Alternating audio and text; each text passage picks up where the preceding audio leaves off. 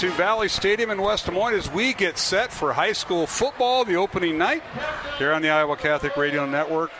Not a bad crowd. Well, Dowling fans showed up. Not a bad crowd here at the stadium. Cedar Rapids Kennedy, well, not a bad contingent, but we know there may be a lot listening. There's no other radio station from Cedar Rapids here, so we want to welcome our listeners from Cedar Rapids and, of course, all of Central Iowa and the state of Iowa. If you're a Dowling fan or just a high school football fan, we're also streaming tonight's game through the Central Iowa Sports Network. That is through YouTube, and I know we got a lot of watch parties. I might mention a few of those guys as we go through, but there's some in West Des Moines, one in downtown at my favorite lunchtime spot. So thanks for joining us. And, yeah, we're about ready for football. A little delayed because we had the freshman game, which Dowling won over Cedar Rapids Kennedy, and we had Catholic football recognition tonight. And, Matt, just one thing before we start. They're recognizing Tom Barnable, who is a big part of the Catholic Football League, a former coach and teacher at Dowling Catholic High School. And I knew him through obviously through Dowling, but also through Grandview, where Tom coached, and he was tragically taken away from us way too soon during the COVID era. And our thoughts and prayers not only with his family, but being recognized tonight. And you guys and Dowling did that this week with your pep assembly and some of the activities. You know, Coach Barn was such a stalwart, just a staple in that PE department and on the coaching staffs, and just a great influence for kids. And really, I mean, he always put kids first. He was second in everything, and he put everybody else first. And, and it really talks about the servant leadership that is Dowling Catholic. And it was it was a tragic time during that, but his legacy lives on every day in our building. Certainly does, and we recognize him tonight. And I'm not sure if his family is here. His wife Susie and his two boys and grandkids, but we certainly will. But hey, we had the Catholic Football League swarm from the northeast corner of the field to the southwest corner of the field. And let's go down to Taylor Bennett. Taylor, we got some time, a little bit of a delayed start. There weren't any casualties, right? And I'm not talking about the kids, Taylor. I'm talking about coaching casualties. They didn't get caught up in that. I didn't see any. They were all walking there. I think they were a little bit scared there. I wanted to also echo Coach Barnabo. He meant an immense deal to everybody that he ever met, whether it was PE at Dowling, at Grandview, having the pleasure to be coached by him there too. He was something special. Yes, he was. As we are set to kick off, thank you, Taylor, for that sideline report. Dowling will kick off and defend the north end zone. Maroons in their home maroon uniforms, white pants with white numbers and white helmets. And here's the kickoff. It's a short, high kick. Fielded at about the 20, takes a bounce, and now it goes to one of the upbacks, and finally corralled by Mario Williams. And the Kennedy Cougars will have it 1st and 10 inside their 20, back to the 15. 1st and 10 Cougars at their own 15, and we're going to see the Dowling defense out there with the Kennedy offense. Vinny Gianforte threw for 25 touchdowns last year, 8 interceptions, over 2,300 yards passing, and a 3-year starter, Matt. Yeah, he's a talent out there, and obviously, everything for Kennedy's going to run through him, but they like to play smash mouth football. Their splits are going to line up tight up front, and they're going to try and run right at you. So here we go. All right, Kennedy with the football, and the handoff goes to their tailback, and he's a hard one to bring down. Dowling meets him head on. That's Jacob Doyle, and he's hit and stop and give me a couple yards up to the 17-yard line, bringing up 2nd and 8. And Matt, he got 2 yards, but he hit that hole pretty quick. He did. He had a nice little shimmy to the left there up front and found the gap, and Smerdlik came up and made the tackle. Nice carry and for him right out of the chutes. So the Cougars now with one right receiver to the left side, and that is Pierce McCrary, the senior. Caught 3 touchdowns last year and 1 to the right side. One back in the backfield. Play action fake. Gianforte back to throw. Rolls to his left. Fires. The pass goes to his receiver. Caught by Deacon Kachura. And he's out of bounds and has a first down at about the 28-yard line. Gain of 11. Kachura is a big target. He's 6'4", 210. He's easy to find as he's crossing the middle there on that crosser. On the bootleg action there, and Gianforte hits him right in stride, and a quick first down for the Cougars. Cougars huddle. Now they break the huddle with 2 receivers left, and a tight offensive line with one back in the backfield. Under center is Gianforte. Senior hands it off to his tailback, and he goes over the right side and grinds his way up to the 30 for a gain of 2 as he went over right guard. So it'll bring up 2nd down and 8 for Kennedy at their own 30-yard line, just underway as we kick off late here at Valley Stadium on the opening night. Dylan Manning filled the hole there and got low on him and was able to trip him up and bring him down for the short gain. This is what Kennedy wants to do. They want to grind it out. They want to have a ball possession game and limit the number of touches that Dowling offense is going to get. Doyle in the backfield, Gianforte at quarterback under center as he alternates between shotgun and center, back to throw and fires out. Pass is caught shy of the first down up to the 36-yard line. Nice reception that time by the wide receiver, and he was a lone wide receiver on that side of the formation, and that being Dawson Doherty. Yeah, that was a nice catch because Parker Pearson was right there to hit him as he was catching it. For a moment there, you thought, well, there might be a chance for a pick, but he makes a nice catch, nice throw by Gianforte, and nice pickup for the Cougars and makes it a 3rd and short. Gain of 6, and it is 3rd down and 2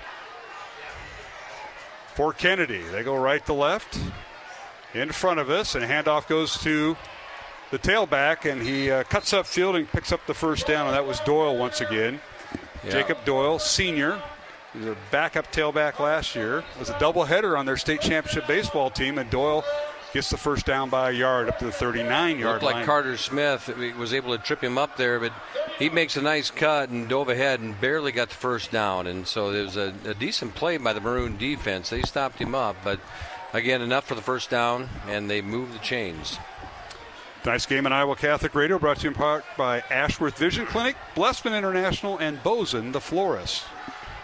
All right, 1st and 10, Kennedy from their own 39, the opening drive. Gianforte, quarterback draw, gets across the 45, up to midfield before he's tackled and a first down, gain of 11. And I think he called that on his own. He looked back, and everybody was covered.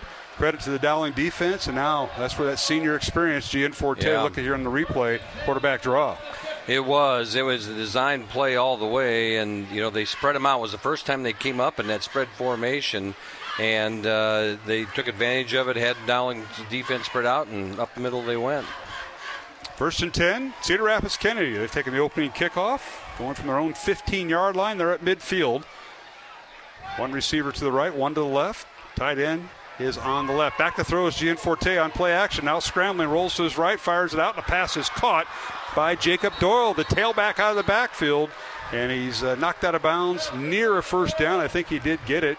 And we'll see. Yep, at the 39-yard line of Dowling, gain of 11. Great downfield block by the receiver from Kennedy as it allowed on Dylan Manning, which allowed him to get the first down. So nice pitch and catch. Good scramble there. Ian Middleton and I believe it was Owen Pins crossed each other up on the inside and fell short of the sack, but it allowed Gianforte to roll out and hit him in stride.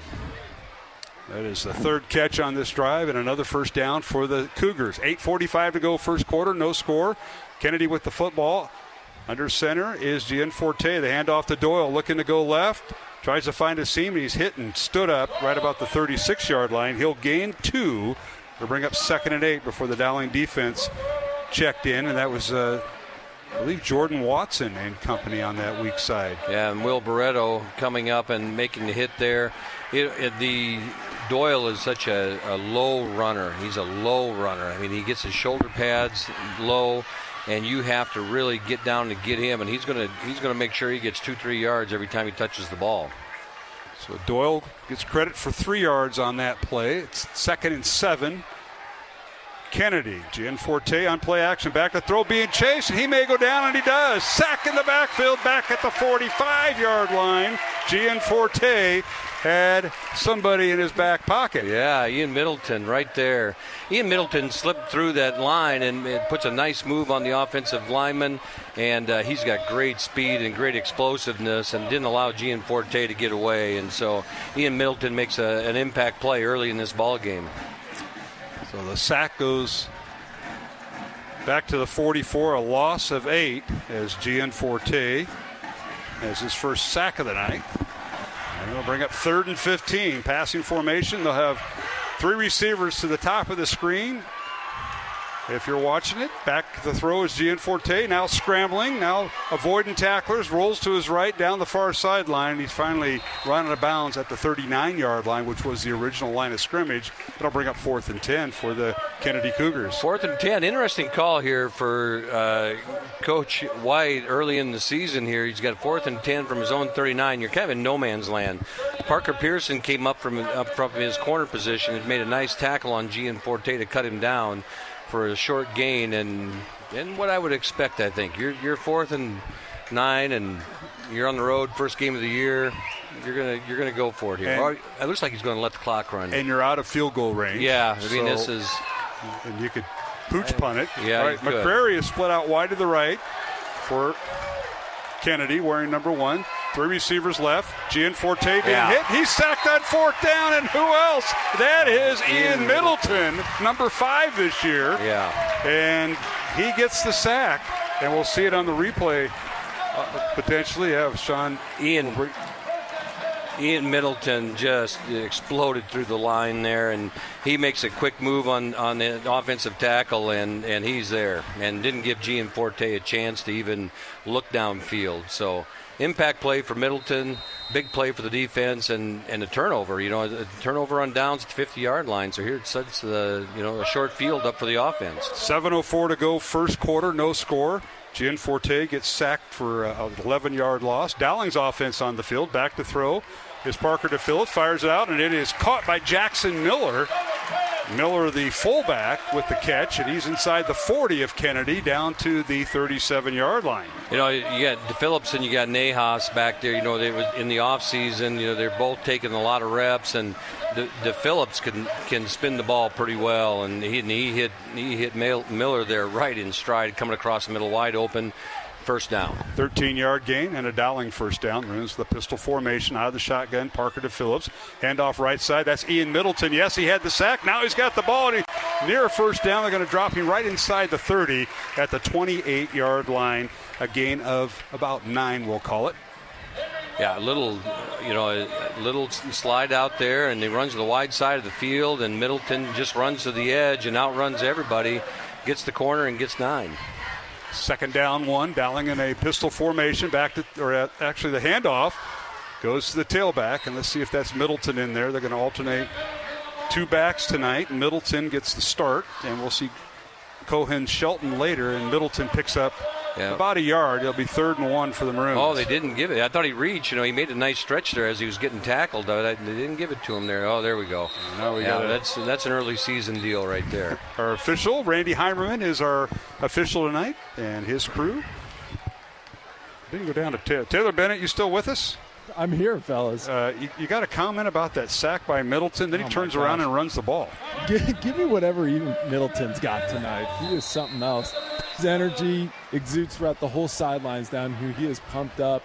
A productive drive from Kennedy there. Really, they took about 5 minutes off the clock and had a couple really nice play-action passes, but Ian Middleton wrecked that thing. Yes, he certainly did, and now the Maroons got to get themselves righted. Thank you, Taylor Bennett, for that brief sideline report.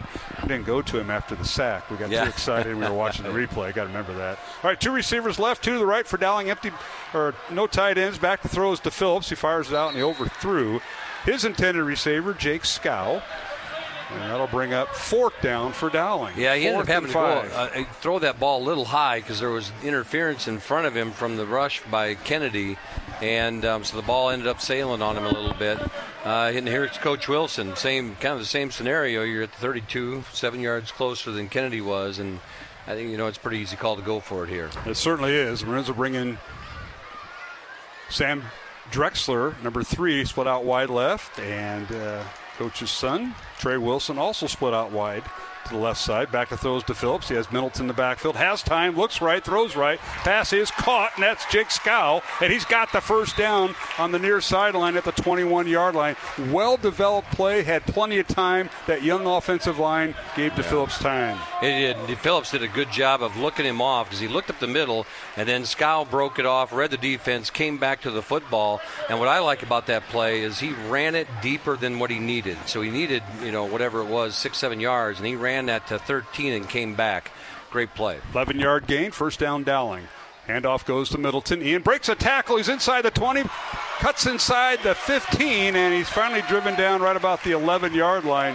He broke 2 tackles after the initial handoff, and 1 was at the line of scrimmage, Matt. Yeah, he's a low center of gravity, number 5, and and Ian Middleton, you can see why Coach wants to have him on the field both ways. This young man, this junior, he is a bundle of energy, and you talk about one of those kids that's looking forward for football season to start. It's him.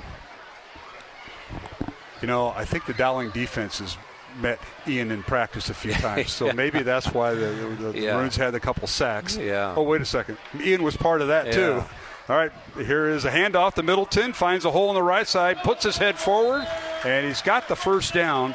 And they're going to spot him down inside the 5, maybe to the 4. If that's the case, it'll be an 8-yard gain. He is getting pretty good yardage here. Strong run over Krause, Smith, and Miller on that right side there. First and goal. Dowling hands it off to Middleton up the middle. He dives for the end zone. Touchdown. Touchdown, Ian Middleton from 4 yards out.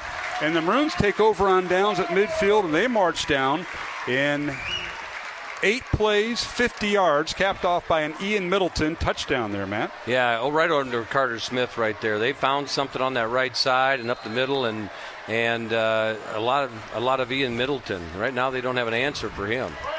All right, DePhillips will hold. And the extra point attempt and the extra point is up and good. So we have our first score of the season. Dowling 7 and Cedar Rapids Kennedy nothing, alongside Matt Maindry and Mark Amadale. And we'll hear from Taylor Bennett when we return to Valley Stadium in West Des Moines on CISN and Iowa Catholic Radio. Support for Iowa Catholic Radio is provided by CTO. Your support has helped thousands of students attend our Catholic schools. CTOIowa.org. At CTO, the bottom line, it's for the kids and their future. Mercy One is proud to support Iowa Catholic Radio. Mercy One helps you live your best life. Find personalized care for you and your loved ones at mercyone.org. Fast Signs is a custom sign and visual solutions company with an extensive selection of digital signage, interior and exterior signs, banners, and vehicle wraps. Learn more at fastsigns.com. Thank you, Fast Signs in Clive, for your support of Iowa Catholic Radio. KWKY Des Moines, K233BT Des Moines, KIHS Adel.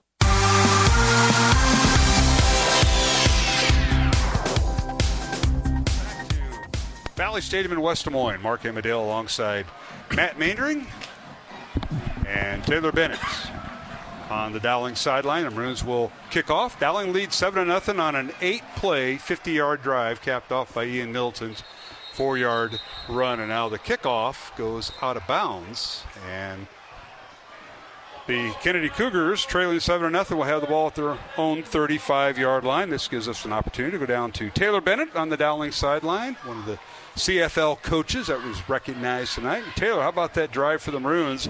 Pretty matter of fact with one penalty involved. Middleton, again, just continuing to run over guys. Maroons, the last 2 plays, they brought in another freshman, Evan Mitchell. So they had 6 offensive linemen in lieu of a tight end there on the last 2 plays there. Yeah, we heard that from Coach Wilson, that he might be not having the tight end featured. They'll bring in an extra lineman, and good call there, Taylor. Back to throw is Gianforte, and the pass is caught, and it's spinning out of a move, and reversing fielding, picking up the first down. Nice move by Josiah Smith, the sophomore wide receiver, with a nice catch there for the Cougars. It was nice play coming out of the huddle there for the Cougars as they look to bounce back here. Good play, good tackle out in the open field there for the Maroons, because the initial tackler missed him, and he had a lot of space, but picked up there. I think Bobo chased him down. So we'll bring up 1st and 10, Cedar Rapids Kennedy, gain of 11 as Gianforte hooks up with Smith, and the handoff goes to the tailback, and that's once again Jacob Doyle, who's gotten the load tonight, and he can run, but he had to find a hole and finally bounce it outside and up near the 48-yard line. He'll pick up 2, but he had to find a place in that Dowling defense where there was a seam, and the Maroons did a good job of covering it up. Jackson Miller near the stop. Yeah, Jackson Miller finished it off. Dylan Manning on the pile had a piece of him, just enough to hang on and keep him stood up, and then the rest of the cavalry came to clean it up. Adam Jack, the defensive coordinator for the Maroons this year. Offensive coordinator is Tom Wilson, but he has his eye in the sky in Jimmy Cataldo, who's also the wide receivers coach for the Maroons. All right, on play action, handoff goes to Doyle, and he bounces forward, crosses the 50 and down to the Dowling 48. So he'll pick up 4, and he'll bring up 3rd and about 5 for Kennedy here in this first quarter. 2 minutes, 50 seconds remaining in the first quarter. Dowling 7, Kennedy nothing, and another 3rd down for the Cougars here, Matt. Aiden Ducharme filled the gap there and got a shoestring tackle, ended up getting the foot, and was able to trip Doyle up and stops it. Makes it a 3rd and 5 into 3rd and 4, so good play for the Maroons. 2 receivers to the left, 2 to the right. Back to throw is Gianforte. He fires out, and it's caught, and this guy may go. It was a quick slant and finally caught at the 5-yard line as the Cougars caught Dowling. And that was just all arm strength by the Kennedy quarterback, and he gets it all the way down to the 3-yard line. Yeah. And the tremendous reception. Let's see, which receiver is that? Number 19, Deacon Kuchera, the tight end on the catch. Kuchera makes a nice play, and the defender bit up a little bit. Great hustle play by Dylan Manning to chase that down and save the touchdown and give the defense a chance here to get a stop. Gain of 45 yards on that quick hitter to Kuchera from Gianforte. Now Gianforte under center. Back to throw. He's going to be hit and drop. A sack once again, and this time, is that Dylan Manning on the sack? It is, 98.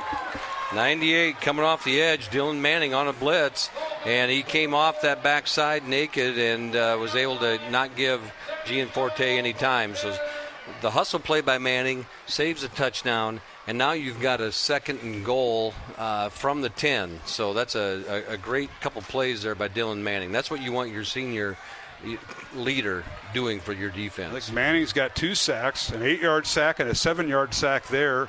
And Middleton had the 11-yard sack. So the 3rd sack of the night for Dowling. Back to throws Gianforte, swings it out, pass is caught, but behind the line of scrimmage, and it will be a yard loss on the reception that time by Pierce McCrary for Kennedy. Good read by Smerdla from his corner position, and the pass was delivered on time. Smerdla was right where his read brought him to and took him down for the 1-yard loss. So now you end up at the 3rd and 12. I'm going to make it a 2-yard loss. Line of scrimmage was a 10-yard line. All right. It's now the 12, and it's 3rd and goal for Kennedy. Line of scrimmage, the Dowling 12. Maroons lead it 7-0. 30 seconds remaining in the first quarter. Back to throw is Gianforte, looking in the end zone, now being flushed. Wants to run, stops, now reverses field, and he'll just take the sack back at the 21-yard line, and that may be the final play of the first quarter. Yeah, he had no choice there. As soon as he reversed fields, he rolls out, gets out of the first tackle. I believe it was by 55. You keep a track of tackles, man? Yeah, by Pins, and Pins turned him around, and then all of a sudden he turns back and he sees Middleton and company coming at him, and he just said, that's it. I can't go anywhere. Loss of 9, and that'll end the first quarter of play from Valley Stadium in West Des Moines. Opening night of high school football. Mark Emmerdale, Matt Meendering, and Taylor Bennett will return with the second quarter here at Valley Stadium on this 77-degree night. Humidity at 56% on Iowa Catholic Radio and CISN. Faith Check with Greg Ewell on the Iowa Catholic Radio Network. On this Faith Check, let's take a look at God's plan for marriage. The Pharisees asked Jesus if he thought it was lawful for a man to divorce his wife, and Jesus responded by pointing them back to God's original plan. From the beginning, God made them male and female, Jesus explained. For this reason, a man shall leave his father and mother, and the two shall become one flesh. So they are no longer two, but one flesh. Therefore, what God has joined together, no one must separate. Jesus said Moses had allowed divorce because the Israelites' hearts had grown hardened. But Jesus came to restore what had been lost in the fall, to make us new creations with new hearts who live by the power of the Holy Spirit. Therefore, Catholic marriages should not look like secular marriages. They are sacramental, which means that our marriages are to be the instruments that God uses to help us grow in holiness. Those who truly put Christ and the sacraments at the center of their marriage will find that in spite of marriage's challenges, their love for one another will grow and help lead them to closer union with God. This is Greg Ewell for Faith Check.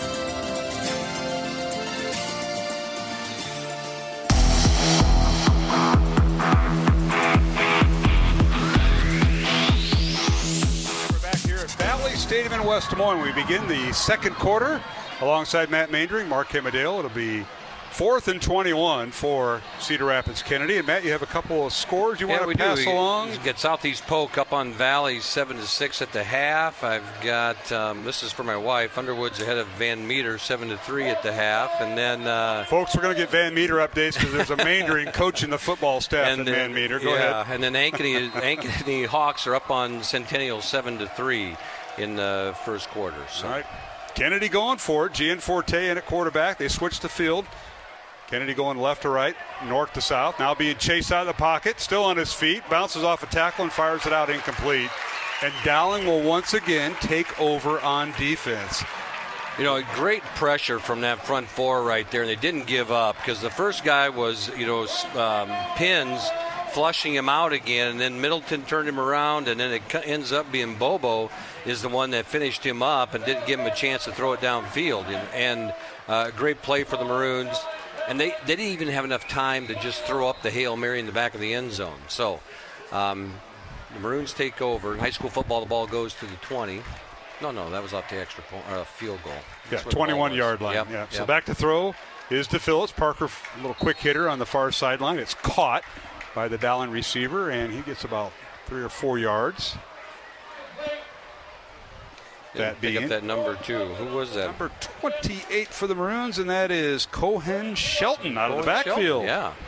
We're going to start seeing that. It wasn't a number I was expecting. That's why it came off on me a little funny. But there you go. Quick hitter there for the Maroons. Sneaking Cohen Shelton out of the backfield. They're giving Ian Middleton a break here, and Cohen Shelton's going to take the carries on this possession.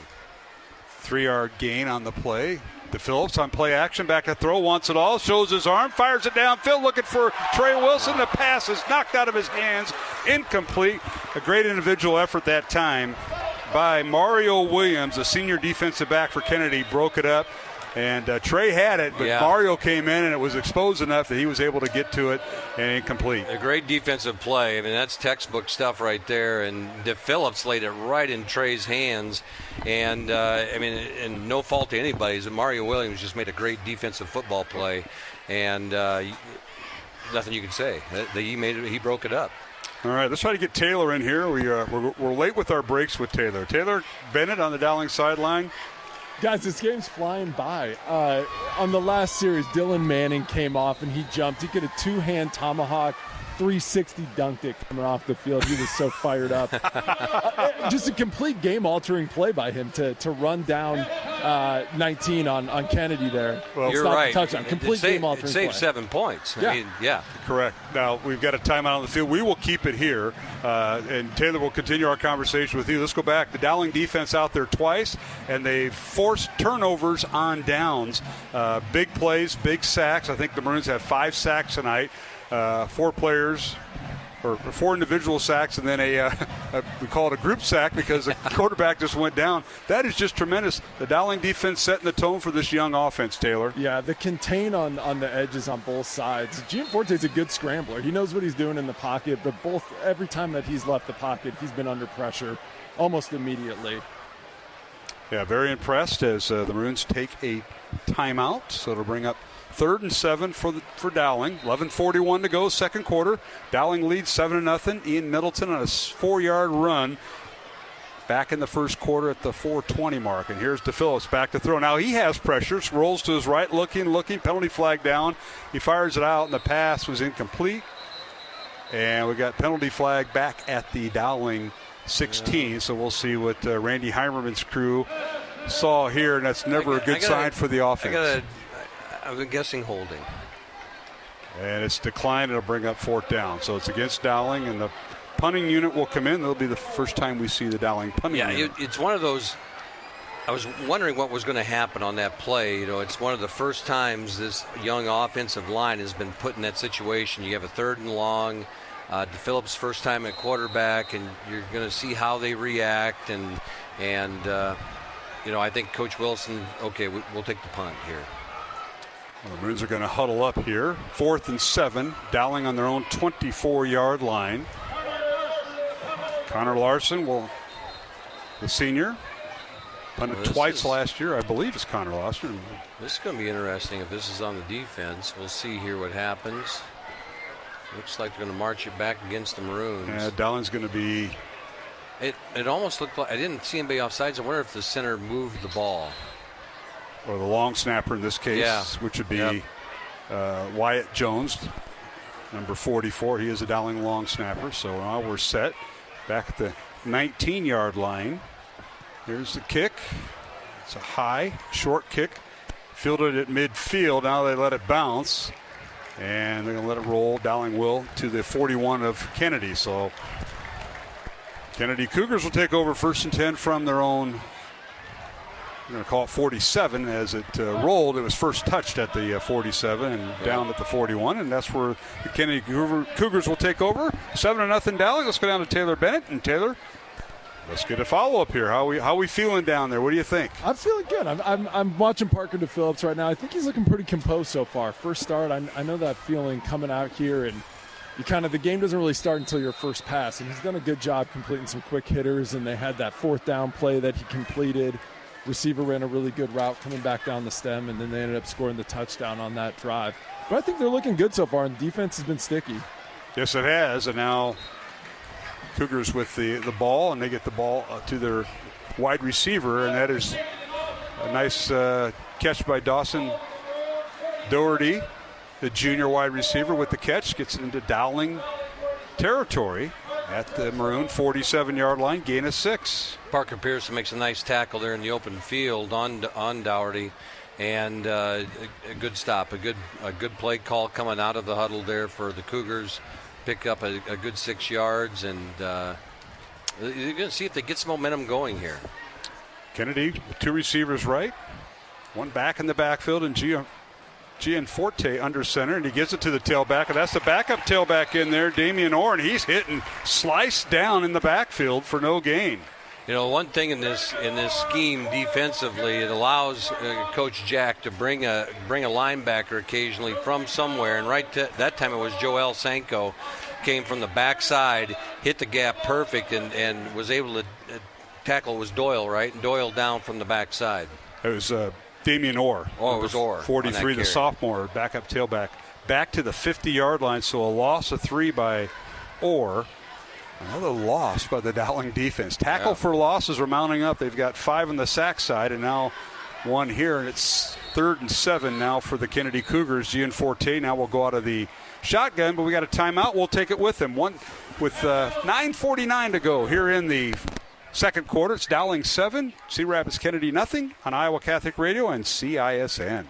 Support for programming funded by Blessman International. We bring the good news of the gospel to South African children and their families through faith formation and locally sustainable programs. As the Fellowship of Christian Athletes location for all South Africa, our Sports for Christ complex provides student access to friendly competition where discipline and dedication are developed. Learn how you can support programs like Sports for Christ or experience the hands-on engagement of a mission trip at blessmaninternational.org. Support for Iowa Catholic Radio comes from Mercy One. Live your best life with Mercy One. With Iowa's largest network of care locations, personalized care is right in your neighborhood. Schedule online at mercyone.org. Support for Iowa Catholic Radio is provided by Skeffington's Formal Wear, in business since 1951, with locations in Des Moines, West Des Moines, Coralville, and Ankeny. Skeffington's Formal Wear, fitting you for life celebrations. Online at skeffingtons.com.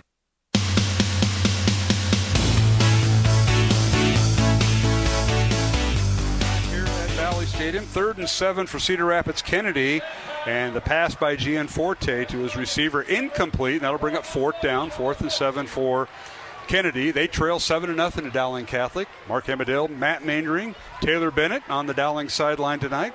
Thanks for joining us on Iowa Catholic Radio and CISN. We welcome all of our viewers, especially the ones in Cedar Rapids that didn't make the trip over, but Dowling defense forcing a 4th down again, Matt. Yeah, just overthrew his receiver at the edge of his fingers and forced the first punt here by Kennedy.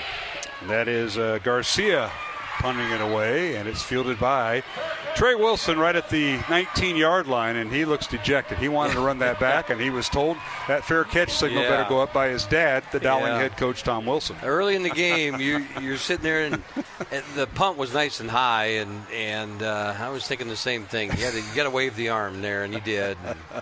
And then he catches it, and he goes, I got 4 steps. He's just dejected. I could just imagine. Good thing he's got a helmet on. Dowling offense on the field. Maroons lead it 7-0. The lone score in the first half has been by Ian Middleton of Dowling, scoring from 4 yards out to cap off a 8-play, 50-yard drive. The Maroons scoring on their very first series of the season. That's first down Maroons on their own 19. They go right to left, south to north. Hand off Middleton up the middle, back in, spins out of a tackle, has got the first down, tripped up at the 30 and falls forward to the 31-yard line. A pickup of 12 yards and a Dowling first down. My goodness. Yeah.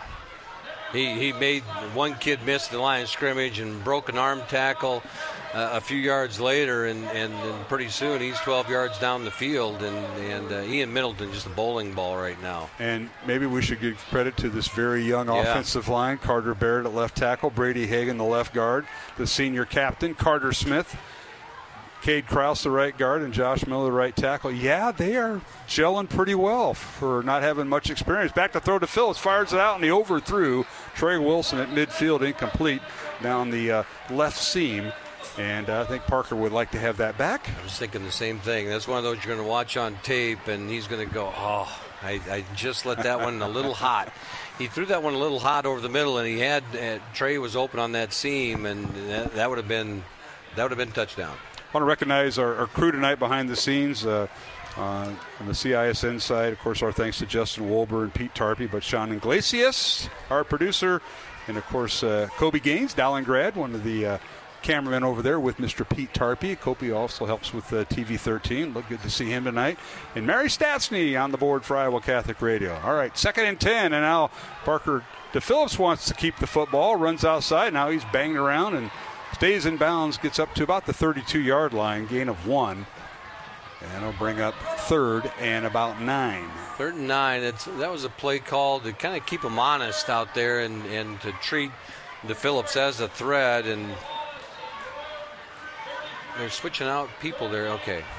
Yeah, 1 yard gain for DePhillips. And I was just going to ask you about that. That was kind of we're going to run this to set up this. Yeah. And Dowling now on 3 receivers to the top of your screen on TV and to the right of the formation on radio, and 2 to the right. So 5 receivers. Back to throw is DePhillips, fires it out. The pass is caught. Jack Barrett, did he stay in bounds? He did at the 37-yard line, make it the 38. How about that? He had control, and that's what the officials were checking, because he had 1 foot. High school, you need 1 foot. Yep. And he had control while that 1 foot touched down, and it's a good play, and we'll see it here on the replay.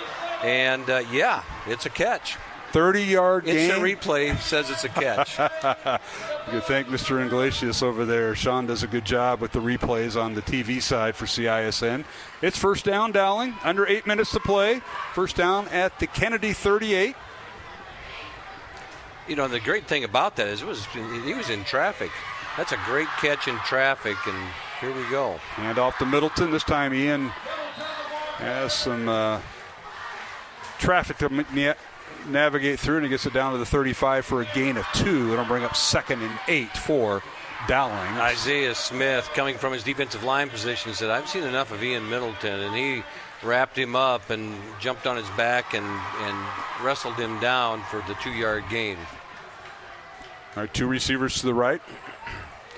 And a flanker, or a slot back right behind the right tight end for Dowling is DePhillips out of the shotgun. The give is to Middleton. He works the right side, tries to cut it up, spins out of a tackle, and gets back to the line of scrimmage for no gain. Great job by the Kennedy defense, and their linebackers and their good ones were all over that play. They were, and you're seeing a little more of a run defensive set here, and they're coming up and now plugging that line of scrimmage and saying, okay, we need to make you throw the ball a little bit more. And Ian Middleton's not going to flash through any holes, but he's going to break a lot of arm tackles on his way forward. He certainly will. Our Tonight's game on Iowa Catholic Radio brought to you in part by Construction Professionals, Catholic Tuition Organization, and Fast Signs in Clyde. DePhillips back to throw on 3rd and 8. Rolls to his left, fires left, passes caught, first down Maroons, and that's Trey Wilson tiptoeing the sideline at the 25 of Kennedy. 10-yard gain and a first down for Dowling. I love the decision by DePhillips right there, because he could have ran and got close to the first down, but he saw Trey right on the sideline. Trey stands there, tiptoes in bounds, and puts it right on him. Great pitch and catch. First down. Maroons will bring in Jack Baird. He'll be flanked to the far right. Phil Wilson, slot right. And then one receiver to the left. That's Jake Scow. One back in the backfield for Dowling, and that is Middleton. And he gets the handoff from quarterback Parker DePhillips, and he's hit right as the handoff happened. And fortunately for the Maroons, they hung on, but a loss in the play. Good defense by Kennedy, and their linebackers are getting very active. I'm seeing 44 in there, a little bit more than you probably like, and that's Logan Hargraven,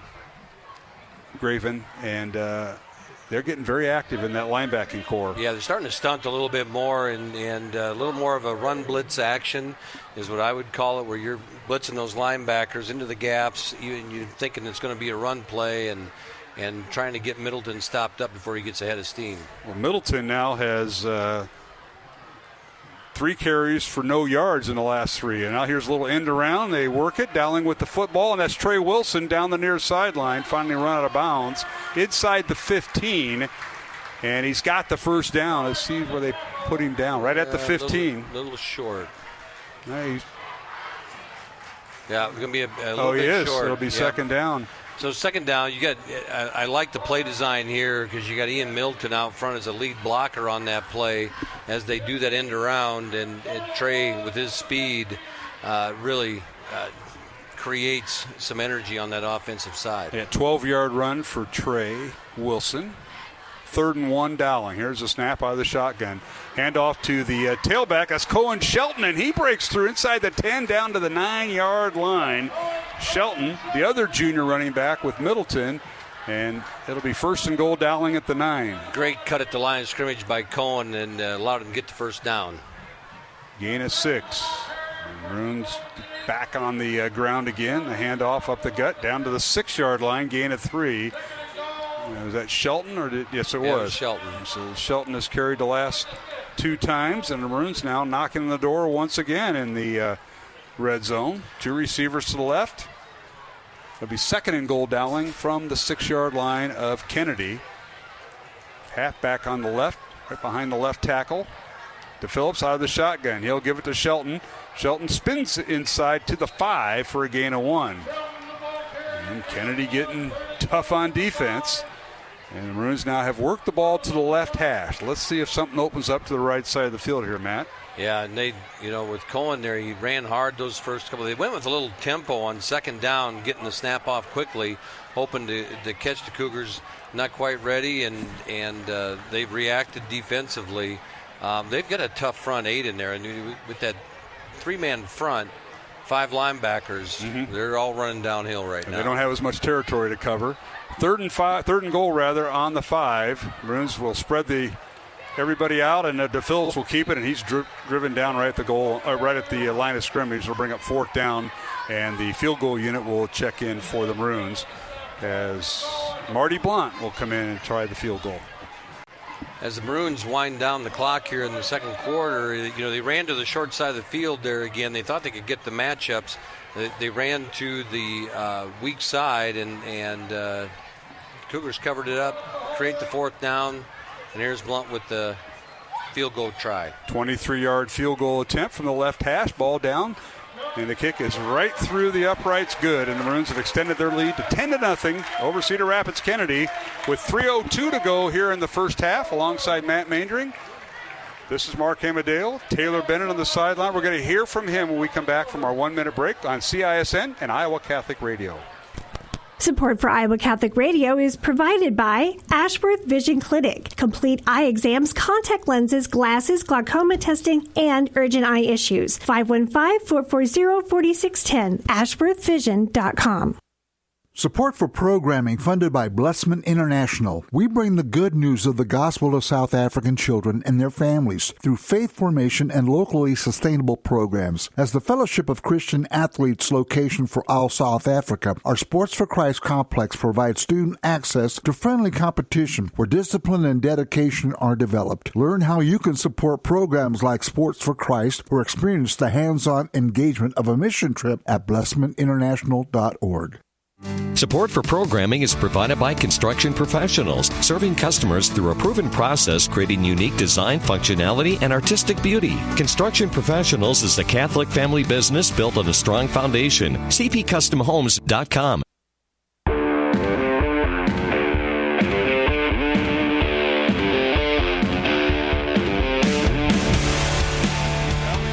West Des Moines, Dowling on the kickoff, fielded by Kennedy. Now the ball's loose, and finally one of the upbacks for the Cougars falls on the football, and the Cougars will have it 1st and 10 as Damian Orr, the backup tailback, on the ball. Dowling 10, Cedar Rapids Kennedy nothing. The Maroons go 15 plays, 81 yards, and Marty Blount with a 23-yard field goal as we're under the 3-minute mark. And Taylor Bennett, we haven't heard from you in a while. Get us caught up on the Dowling sideline tonight. What's going on, man? It's all right. If we're running 15 play drives with this young of a group, I mean, that's a good thing, right? I don't need to be heard from.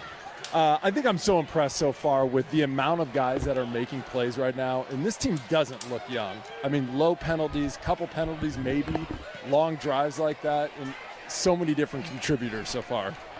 All right. Appreciate the update, Taylor Bennett, on the Dowling sideline tonight. We bring in that sideline reporter. Now, Giaforte hands it off to his starting tailback who's back in there, Jacob Doyle, and he's hit and dropped. The line of scrimmage to start this drive is a 23-yard line, and he got a yard up to the 24 there, Matt. Yeah, a little delayed handoff, and the line got a great push up front, and now you're seeing a couple new numbers in there for the Maroons as they are doing some, rotating some of those guys through. And because I see Wyatt Jones in there now again, and gets into that one and gets a stop for him as well. All right, here's the snap out of the shotgun. Gianforte fires over the middle, and it's caught. McCrary, one of their faster guys, missed the catch. He's got the first down. He crosses the 35, and just across the 35 he goes for a gain of 11. Nice play coming across the middle, and you're right. McCrary's one of those guys, you got to have your eyes on him all the time, and he shoots across the middle, and one broken tackle, and he could be gone. And so the Maroons do a really good job here of getting him down in the open field. Nice play by Joe Smerdla. So to bring up 1st and 10 for Cedar Rapids Kennedy. Ball just on the 36-yard line. They give it to the tailback, and bouncing off a tackle is Jacob Doyle, and the ball loose, and Dowling thinks they got it. We'll see. And the officials say they got it. Trying to pick up who was on the bottom of the pile, but a Jackson fumble. Miller. It was Jackson Miller on the recovery. And if you watch this tackle on tape, if we can get the replay of this, you'll see Jackson Miller grab him from behind and rip the ball out. And you see the tackle here on the replay, and he just stripped him and covered it himself. So it's a great play by Jackson Miller. And gets the turnover. We talked about it in the pregame. I don't know if we were on the air or not, but one thing Dowling didn't do last year enough, I feel, was create turnovers, and there's a big one. It certainly is. Maroons take over on the Kennedy 36, the minute 42 to go, and 2 timeouts remaining. We'll go down to Taylor Bennett following this play. Parker to Phillips, a quarterback, 2 receivers left, 1 to the right. Here's the snap. Back to throws to Phillips, fires it all. And the ball is caught slightly behind the receiver with the catch, and a first down. Good second effort by the Maroons that time. Of just kind of hanging in there and digging, and that's Jake Scow on the reception. Yeah. And let's go down to Taylor on this one. Taylor Bennett, your thoughts on that strip by Miller setting up the Maroons in the red zone here? These guys are still hyped up. Same thing ever since the game started. The tackling's been phenomenal so far tonight, and they keep harping on it down here on the sidelines too. And the energy's been fantastic. Jackson Miller's everywhere. Low snap, but here is the handoff, and they get it to Ian Middleton back in at tailback, and ball will be moved back to the 15 or to the 15-yard line. So No gain on the play. It'll bring up 2nd and 10 Dowling from the Kennedy 15. 57 seconds and counting left in the half. Matt? Plenty of time left, and Coach Wilson's got 2 timeouts in the bag. You're saying, well, he's kind of taking a little time here. You are, but you've only got 1 first down left on the field, so time's not really all that important here.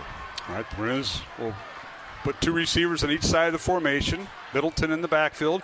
Here's to Phillips at quarterback. Looking downfield, running to his right. Now we'll keep it. Cuts inside the 10 and slides to about the 7-yard line. No flag down as there was some contact. I think they'll call a timeout here. And the Maroons will take it with them. So with 23 seconds remaining, a 1-minute timeout. We'll return to Valley Stadium. Dowling 10, Kennedy nothing. 23 seconds remaining in the first half on Iowa Catholic Radio and CISN. Support for Iowa Catholic Radio is provided by CTO. Your support has helped thousands of students attend our Catholic schools. CTOIowa.org. At CTO, the bottom line, it's for the kids and their future. Support for Iowa Catholic Radio comes from Mercy One. We all want to live our best life. That's why Mercy One offers compassionate, personalized care when and where you need it. Schedule online at mercyone.org. Fast Signs is a custom sign and visual solutions company with an extensive selection of digital signage, interior and exterior signs, banners, and vehicle wraps. Learn more at fastsigns.com. Thank you, Fast Signs in Clive, for your support of Iowa Catholic Radio. Support for Iowa Catholic Radio is provided by Skeffington's Formal Wear, in business since 1951, with locations in Des Moines, West Des Moines, Coralville, and Ankeny. Skeffington's Formal Wear, fitting you for life celebrations. Online at skeffingtons.com.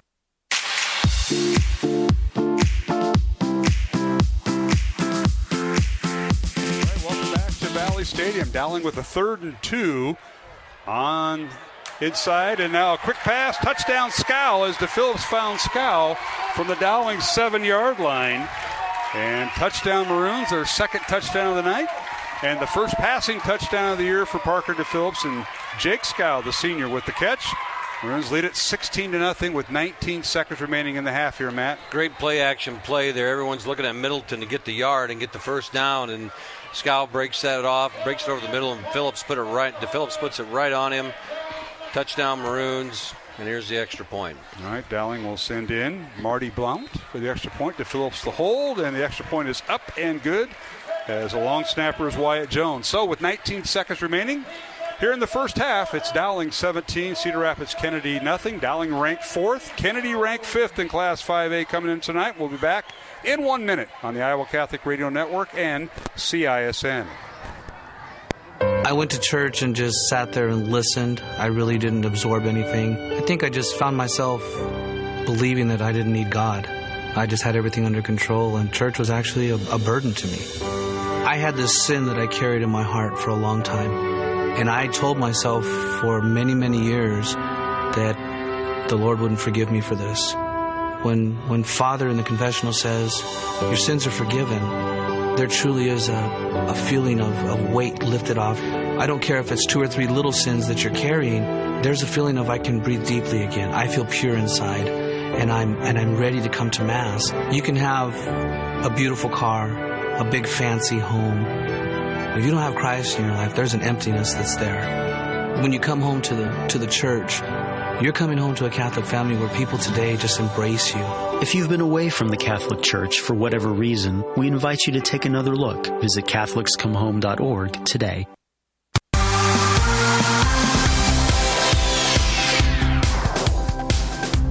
The Jackson Miller fumble recovery set up Dowling for a short field, and the Maroons go 4 plays, 36 yards, capped off by Parker DePhillips. First touchdown pass of the year to Jake Scow of 7 yards.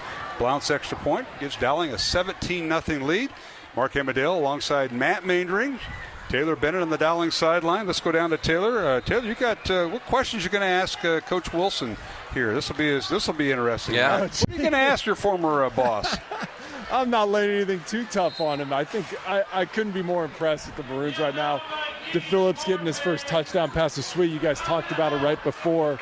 the last couple of drives about the linebacker sucking up, and we threw him right behind him on a couple plays on that drive. Well, now go find him, because now the half is ended as Kennedy took a knee. We'll let you find him, and we'll come down. You're going to have to dive through there, man. You should see him when he scrambled. He could scramble. I bet he could. All right, our halftime score, Dowling 17, Cedar Rapids Kennedy nothing, a battle of two top 5 teams. As Taylor Bennett, former Dowling quarterback, and Grandview University quarterback, as we're going to talk to Andy Jepson and Taylor, take it away with head coach Tom Wilson of Dowling. All right, I got Coach Wilson here. Coach, we're earlier today. Youngest team we've ever had in 20 years here. Low penalties, long drives. What do you think so far? I'm really happy with our kids. To be honest with you, the best play so far was Dylan Manning saving a touchdown on the 3-yard line. That's a veteran not giving up. But we left some points out there, but I think for the most part pretty good. Yeah, awesome, Coach. Thanks a lot. All right, Taylor, great job with head coach Tom Wilson. He let him off pretty easy, only one question. Well, I don't know. It's his first game. and Taylor, you did a good job. You did good. It was a good question. You got to face you got to face the scoreboard when you talk to us. You know. All right, I'll get you got cut off, but hey, give us your thoughts, former quarterback. The young offense performed well, but the defense set the tone. I think they had 4 or 5 sacks in the first half, and you mentioned, Coach mentioned Dylan Manning saving a touchdown. Taylor, the Dowling defense has been a staple here for how many years now? Like 15, 20 years at Dowling, and it just amazes me that they can continue to just churn out dominant defenses every single year. But Dylan Manning he's so infectious on the sidelines. Like, everybody's all about it. Ian Middleton, same exact thing. I think we keep talking about the young guys, but those guys are true leaders on this team, and you can feel it. No question. Taylor, thank you, and we'll talk to you in the second half, and we'll get your thoughts in the second half when we return following halftime. Alongside Matt Maindring, Mark Hamadale will take a break. We'll take a 2-minute break along our network lines, 2 minutes. Mary and our crew here with Sean.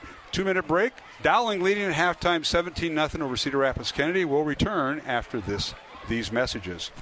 Support for Iowa Catholic Radio is provided by Ashworth Vision Clinic. Complete eye exams, contact lenses, glasses, glaucoma testing, and urgent eye issues. 515-440-4610. AshworthVision.com. Support for programming funded by Blessman International. We bring the good news of the gospel to South African children and their families through faith formation and locally sustainable programs. As the Fellowship of Christian Athletes location for all South Africa, our Sports for Christ complex provides student access to friendly competition where discipline and dedication are developed. Learn how you can support programs like Sports for Christ or experience the hands-on engagement of a mission trip at blessmaninternational.org. Support for programming is provided by Construction Professionals, serving customers through a proven process, creating unique design, functionality, and artistic beauty. Construction Professionals is a Catholic family business built on a strong foundation. CPCustomHomes.com. 60 Seconds with Archbishop Fulton J. Sheen. The Eucharist is the greatest of all the sacraments because it contains in a substantial way the person of Christ, who is the author of life. It is the one sacrament to which all of the other sacraments look. Imagine 6 arrows in a circle, all pointing to a center. The center is the Eucharist. The 6 arrows are the other sacraments. The Eucharist is the sun, around which the other sacraments revolve as planets. All the other sacraments share in its power, and they perfect themselves in the celebration of the Eucharist. It is a sacrament that is so sublime that human reason could never guess at it. Divine love is far deeper than we know. The people you know and trust are on EWTN.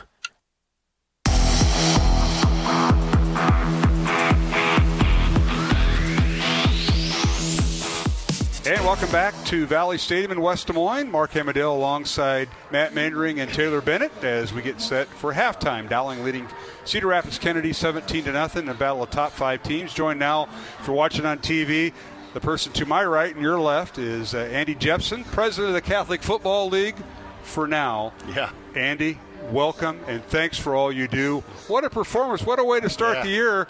all that mosh pit going from one end zone to the other. Yeah, it's. I just told somebody it's 8 years in a row, and nobody had to go to the hospital that I know of. You're talking about the kids are fine. It's the coaches I worry about. Yeah, you know that. A lot of times they've started to learn to stay out of the way. So, Andy, the Catholic Football League celebrating an anniversary. Yeah. 60 years. Yeah. Started way back in the day of Jim Williams. They had a lot of help, but this is where the groundwork starts, and you're a big part of this, and your season's about ready to get set, ready to get started. 60 years is an incredible feat for any organization, but much less a youth sports organization. And it really speaks to not only what Coach Williams started and the vision that he had, but all of the coaches at Dowling Catholic that have come after Coach Williams have invested in this program. No one more so than Coach Wilson, and it's the reason that we're as successful as we are. And it's just been an honor to be a part of it. So. You know, Andy, talk about for our listeners and viewers who are viewing statewide, we have the Cedar Rapids crowd here. When you start Catholic Football League at the elementary, middle school, where's the flag? Turning to tackle. How is that transition going, and what grade? It's changed a little bit over the years. I think when I first started, maybe 10 years ago, we were starting to move into tackle football at younger ages. Might have gotten as low as 4th grade. It certainly was at 5th grade at one point. And for the last probably 5, 6, maybe even more years, we have decided as an organization we're not going to start tackling until 6th grade. So essentially the way it works is kids start in 1st grade. 1st and 2nd graders play traditional flag, non-padded flag. 3rd graders also play non-padded flag. And then once you get to 4th and 5th grade, we're putting a helmet and the shoulder pads on kids. They're bigger, they're moving around a little bit faster, so it's protective, and it also teaches them how to move around with that equipment on. You could probably argue that maybe when kids move into 6th grade and their first year of tackle and they're tackling or they're playing against kids that have been tackling since 4th or 5th grade, maybe our kids are at a little bit of a disadvantage, but we haven't seen a noticeable drop-off in their success, and we've kind of moved to the model that says, let's keep as many of them around as long as we can, because kids are going to be a little bit leery whenever that transition is to tackle. Some kids are going to be a little bit leery, and we'd like to be as developed as they possibly can be. So, this is with Andy Jepson. He is the president of the Catholic Football League here in Greater Des Moines. Here at halftime, Dowling leading 17-0 over Cedar Rapids Kennedy. And Andy, the things that football went through several years ago, the concussion syndrome and that, the safety factor has taken over, and you guys start at the ground level about that. You mentioned some of the examples, but I'm impressed with the helmets that they're using in games and practices. That is something, because now we're seeing it at the pro level, and even in some of the games. Yeah, so not only the normal equipment, right? So the quality of the helmet is drastically better than it was even 10 years ago, certainly 20 years ago. But the opportunity to put a guardian cap on a kid, we start, based on Coach Wilson's guidance, they started using guardian caps in his high school program before we did, maybe 5 or 6 years ago. And now every kid in our program that is in a tackle program, so 6th and 7th graders through the 8th grade and then into the high school, they're practicing every day with a guardian cap on top of their helmet. So you have a multitude of things, not to mention teaching and coaching techniques have changed and improved greatly. We're not spending time mashing kids together in practices. We're trying to teach maybe more of the fundamentals and saving the more physical stuff for game days and things like that. And I'd like to think that we've made progress as a sport. I know that there's been a ton of time and energy and expense put into making the sport as safe as it can be. I would argue that it's safer than at any point that I've ever been involved with it, which is a really long time now. Yeah, so. You've been around a while. Yeah. We've had this conversation for quite a few seasons. Andy, how has Catholic Football League grown, Greater Des Moines Catholic Football League? The numbers then and now, with all the stuff that's happened with football, not only the kids but also the parents, and is it mom or dad? And they've got maybe a debate in the house. Do we want him to go out at all? Do we start him to tackle and not do the flag? Sure. What's the numbers like throughout all this? Well, they've improved, and they've been really, really steady the last 4 or 5 years. We're blessed with the support that we have from a really, really successful high school program. Kids that are in our Catholic schools grow up wanting to play on Friday night for Dowling Catholic. So I would be remiss if I didn't talk about the fact that that's a huge part of our success. Coach Wilson's investment in our program, the time he spends with and making his coaches available to our coaches, that's all critically important.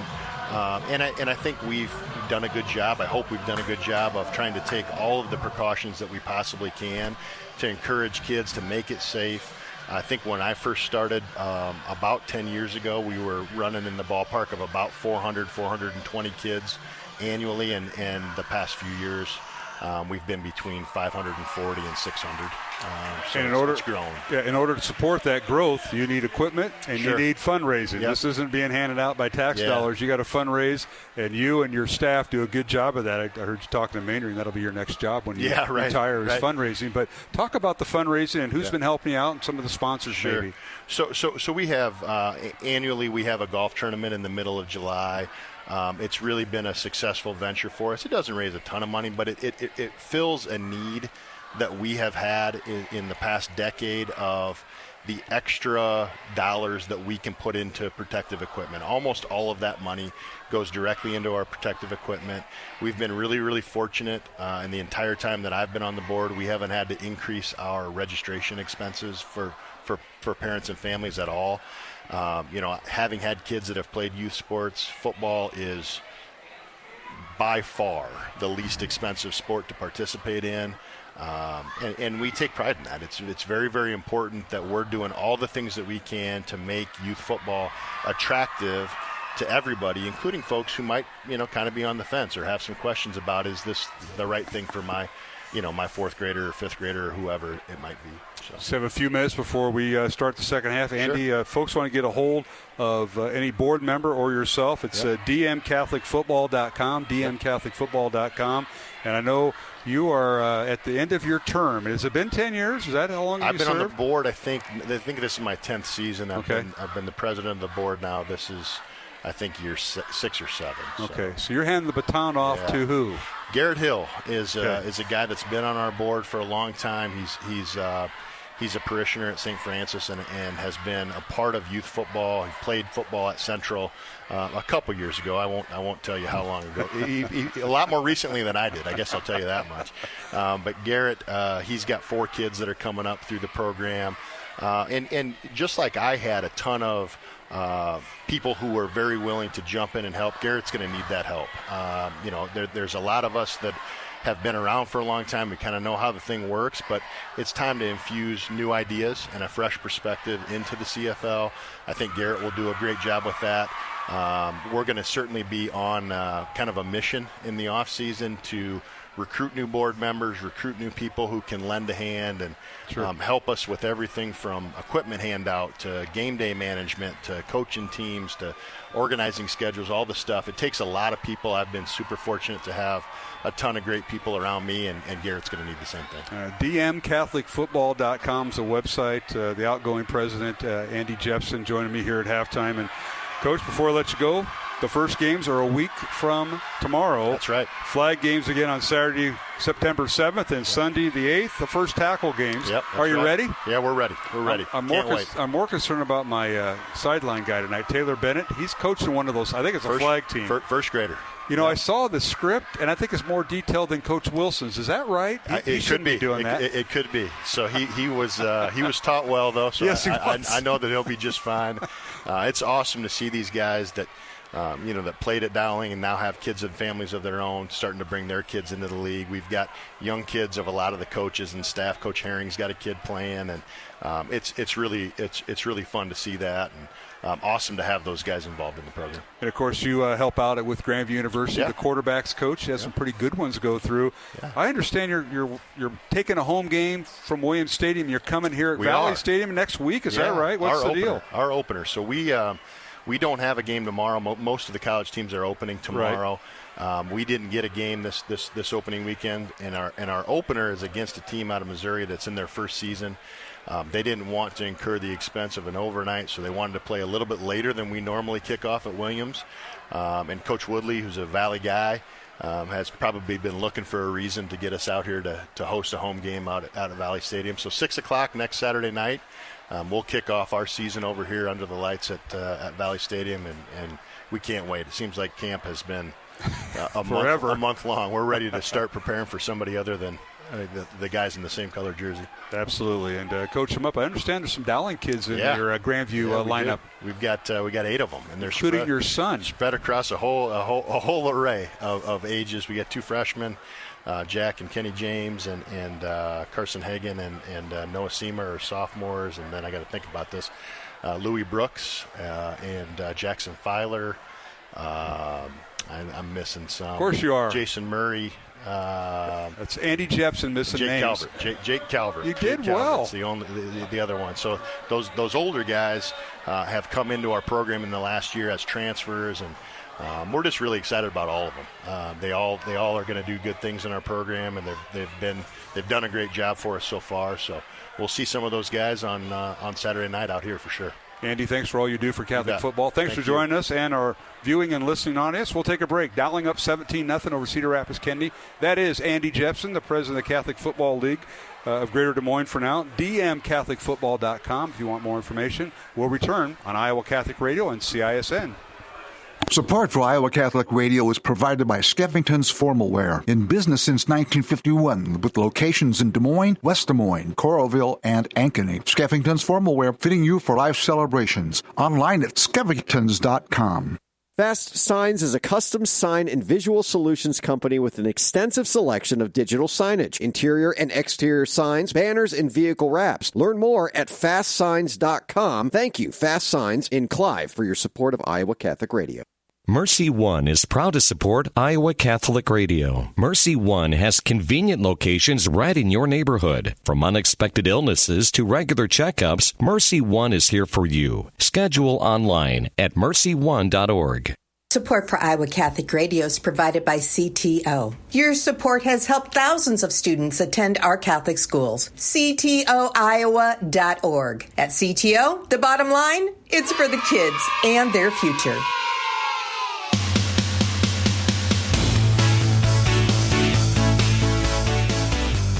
Back here at Valley Stadium. Second half, kickoff. Short kick by Kennedy, fielded by one of the Dowling's up-backs, and that is Joe Smerdla. And he might go. He's across midfield and finally runs into traffic. Tackled at the 45 of Kennedy. But Smerdla, the defensive guy, picks it up on special teams for the return, Matt. His eyes got as big as beach balls right there when he broke that first tackle and saw some open field, and he took off, and a nice play. So, those pooch kicks, if the kicking team overruns it, which they did here, they gave him an alley, and he was one block away from making it happen. All right, let's go down to Taylor Bennett. Taylor, did you stay anywhere during halftime? I was still moseying around the sidelines a little bit. I had to get my little guy was getting tired. I had to get him home to mom. All right, first down Dowling. Here's Middleton on the handoff. And he's running towards the sideline, crosses the 40 of Kennedy, and finally brought down. Thank you, Taylor Bennett, for that report. And I'm going to bring him down at the 36-yard line of Kennedy. And I like the play call coming out because, while Middleton's fresh after the halftime break, run him to the edge with a lead blocker out there. They pull a guy and get a nice big gain there on first down, 7 yards off the edge. So that was Middleton on the run. Runs with a 2nd and 2 from the 36-yard line. Handoff Middleton again and between the tackles. And he's got the first down up to the Kennedy 31-yard line, a gain of 5. And I'll tell you what, hats off. We talked about the defense, and Taylor did a good job talking about the plays there. But the offensive line, very impressed. Because without the offensive line, there's no yards for Ian Middleton or Cohen Shelton or for Parker DePhillips time to throw. And again, that time as he picked up on the sideline there, Evan Mitchell was in the game. The freshman, they had an extra lineman in there because I saw him come blazing to the sidelines after the run. And they're utilizing those young guys. And when Coach Wilson talks about a young team, he's only concerned about those guys up front. You can tell, right? You can. All right, 3 receivers left. Back to throw, and the pass is caught, and that is Jack Barrett with the reception inside the 25 down to the 24-yard line or so, gain of 7. And Maroons had everybody split out. They had 4 receivers, 3 to the left and 1 to the right, and they found Barrett, the inside slot receiver.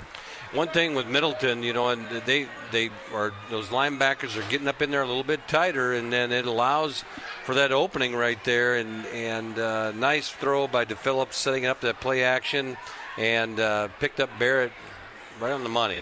Gain of 8 down to the 23-yard line to Kennedy. Handoff is Middleton. Penalty flag down. He's got the first down, but this may come back. We'll see what Randy Heimerman. No, I don't think there's a flag. I think it's a towel. Oh, it is. You're right. Yeah. Okay. They're going to wind the clock. So first down, Dowling. And Mr. Heimerman will pick up litter. Yeah. I thought it was his beanbag for a second. I did too. I saw yeah. the marking, but nonetheless. Middleton, nice run, first down. And they went to the left side that time. That's the young side. That's Hagan and Carter Barrett right there. And Middleton dances around and gets the yardage. Gain of 5 for Middleton. First and 10, Dowling on the 18, and now penalty flag down. And what do we have here? The umpire is calling procedure. Might have moved the ball a little bit, I think. So that'll be a 5-yard penalty assessed against Dowling.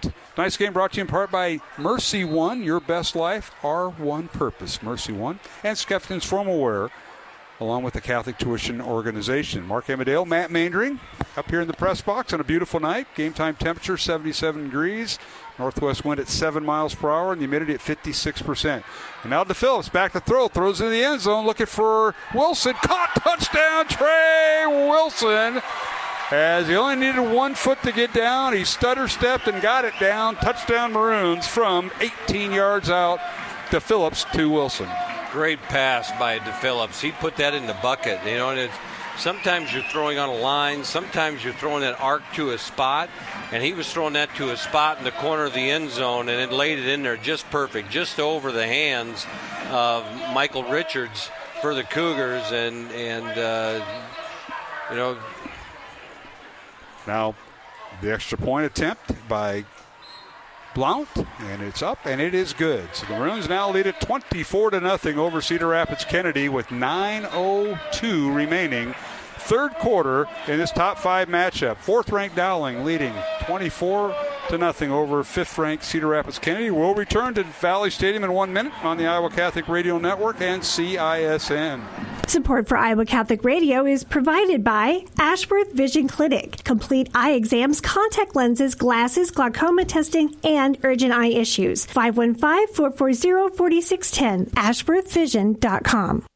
Support for programming funded by Blessman International. We bring the good news of the gospel to South African children and their families through faith formation and locally sustainable programs. As the Fellowship of Christian Athletes location for all South Africa, our Sports for Christ complex provides student access to friendly competition where discipline and dedication are developed. Learn how you can support programs like Sports for Christ or experience the hands-on engagement of a mission trip at blessmaninternational.org. Support for programming is provided by Construction Professionals, serving customers through a proven process, creating unique design, functionality, and artistic beauty. Construction Professionals is a Catholic family business built on a strong foundation. CPCustomHomes.com. KWKY Des Moines, K233BT Des Moines, KIHS Adel.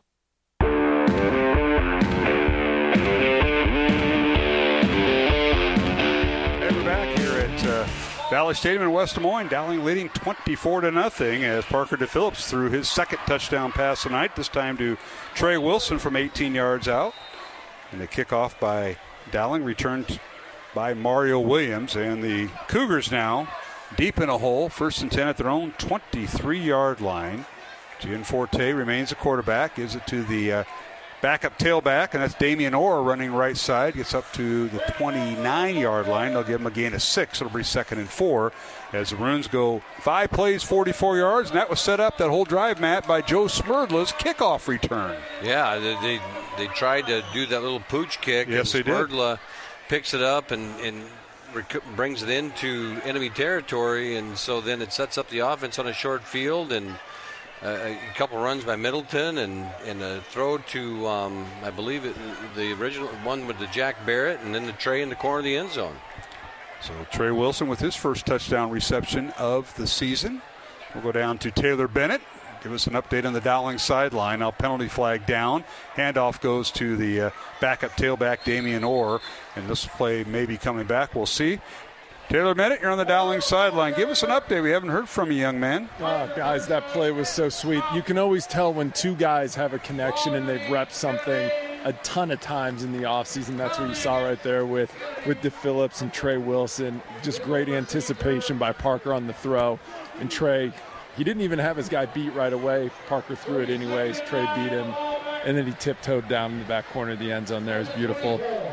You know, Taylor, talking with Dowling quarterback coach Craig McLean, he mentioned the other quarterbacks besides, Parker DePhillips and Mr. Nahas, and I got to make sure I get the right one, Joey Nahas, because the twins, they were both starting on the baseball team. Parker started in right field, Joey at third base, and they did get their reps in for football, even though they were going to baseball practice all year. Hats off to them.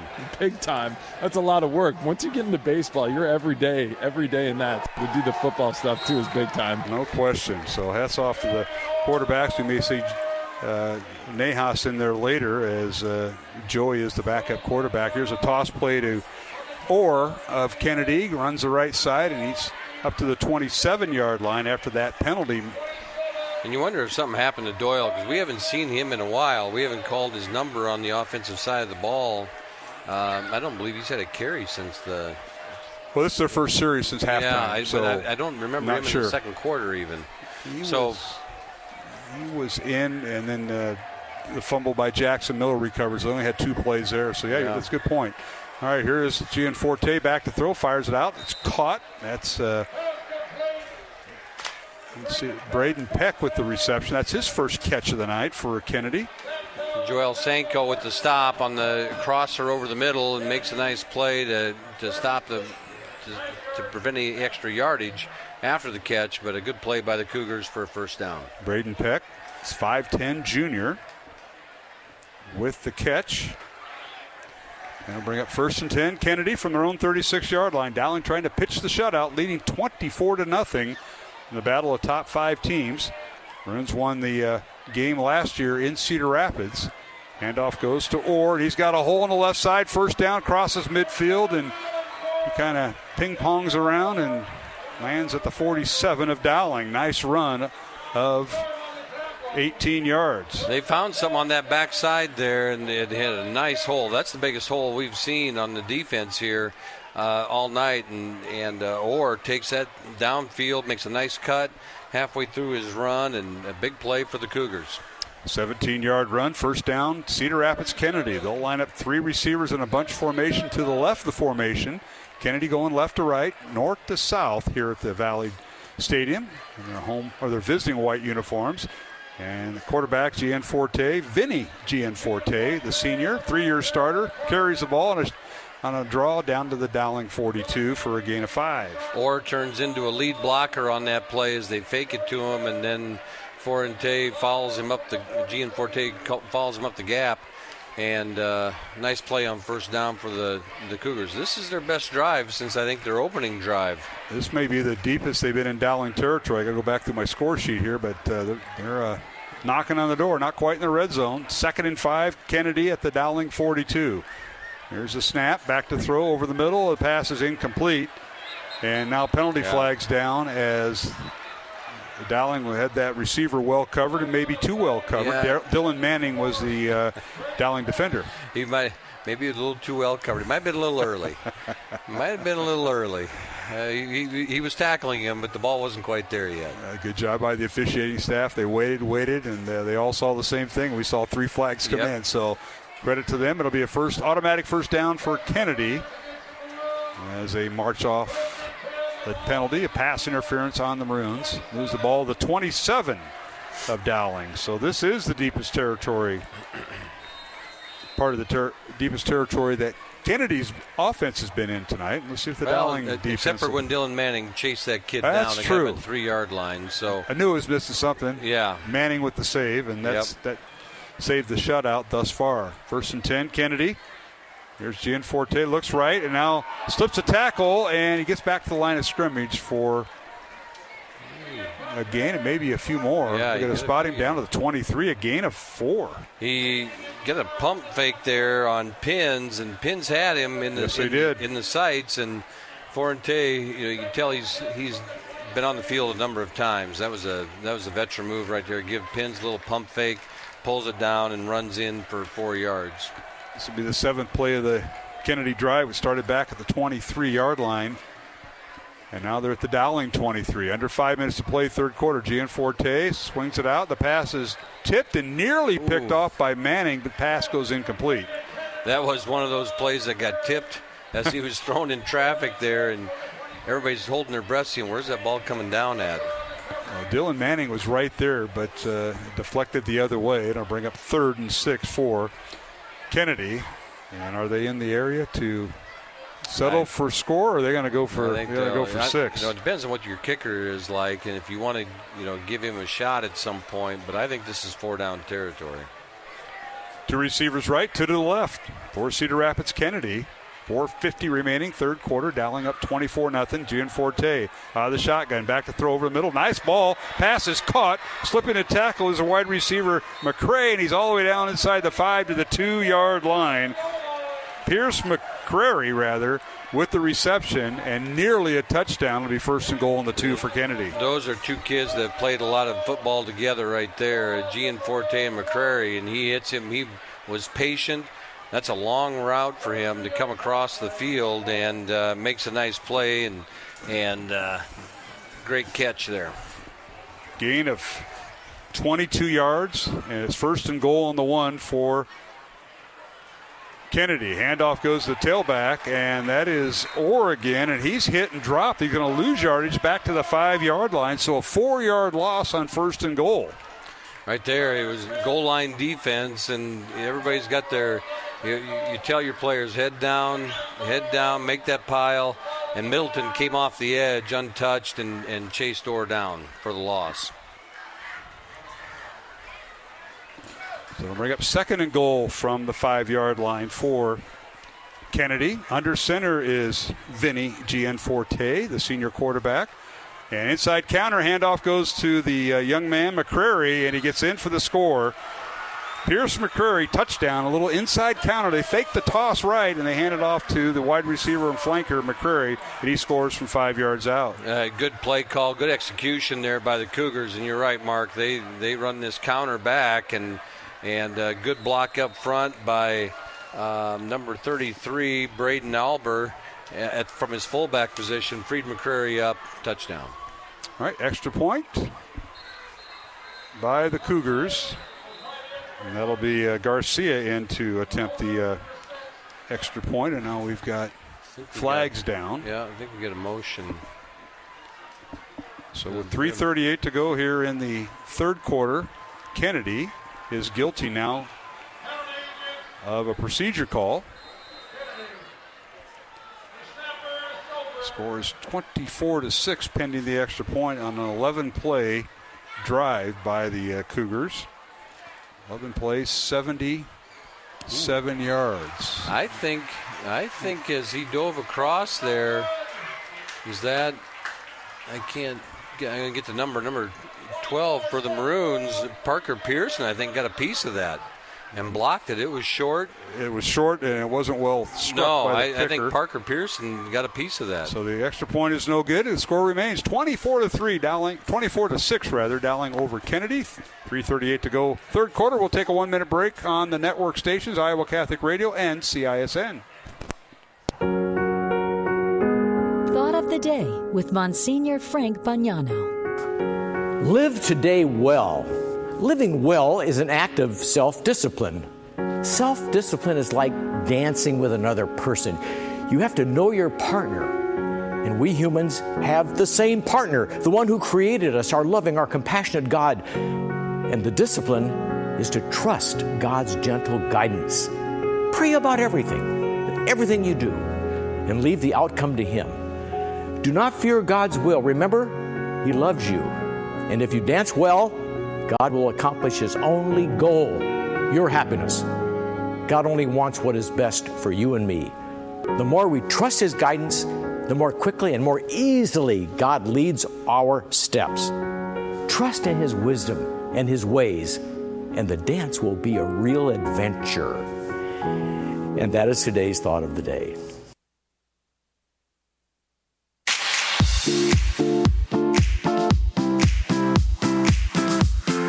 Welcome back to Valley Stadium. Beautiful night. Week 1 of the high school football season. Cedar Rapids Kennedy, 5th ranked in Class 5A, taking on 4th ranked Dowling Catholic. Maroons lead it 24-6. Parker Pearson on the blocked extra point kept the Cougars from completing the 7-pointer. As the touchdown by Pierce McCrary from 5 yards out. Kickoff by Kennedy, and Dowling Dylan Manning with the fair catch at his own 37-yard line, and that's where the Maroon offense will start. Pistol formation. And let's see, we got a new quarterback in for Dowling, and back to throw and completion. Joey Nahas making his first appearance of the 2024 season. Coach Wilson wasted no time in dialing it up as Nahas says, I want to chuck the ball, and almost a great pass and a great catch there as they tried to catch him off guard. Pass is incomplete. Tonight's game on Iowa Catholic Radio brought to you in part by Ashworth Vision Clinic, Blessman International, and Bozen the Florist. There's now in the ball game, Colin Shelton at tailback, pistol formation. Nahas hands off to Shelton, right side, trying to get outside, and he spins his way up to about the 39 for a gain of 2. Going to bring up 3rd and 8 for the Maroons. Shelton out to the edge there on the right side, short side of the field, and trying to create a little action, and nothing really opened up out there, and brings up a 3rd and long. All right, Taylor Bennett, we're concerned about your score, your play sheet with your flag football team in a week from tomorrow. Coach Jepson and I were going through it. I said, he's got more plays than Coach Wilson right now for those youngsters. Here's Nahas's pass, caught. And they're going to give him credit for the first down. Yeah, he's right at the sticks here. Right at the stick, so it's going to be close. There's a flag there's 2 flags. I wonder if they're going to get a face mask on this as well. So it won't matter where the spot is, because I think they're going to give him a face mask penalty. Well, Drexler made the catch. It's just a matter of where they're going to spot forward progress. Yeah. We got 2 flags on it. Yeah, they're marking it off. Okay, so face mask right at the 47.5-yard line is where he went down. So that's a gain of 8, and now they're going to tag on yardage. So Taylor, back to my discovery here. Found out.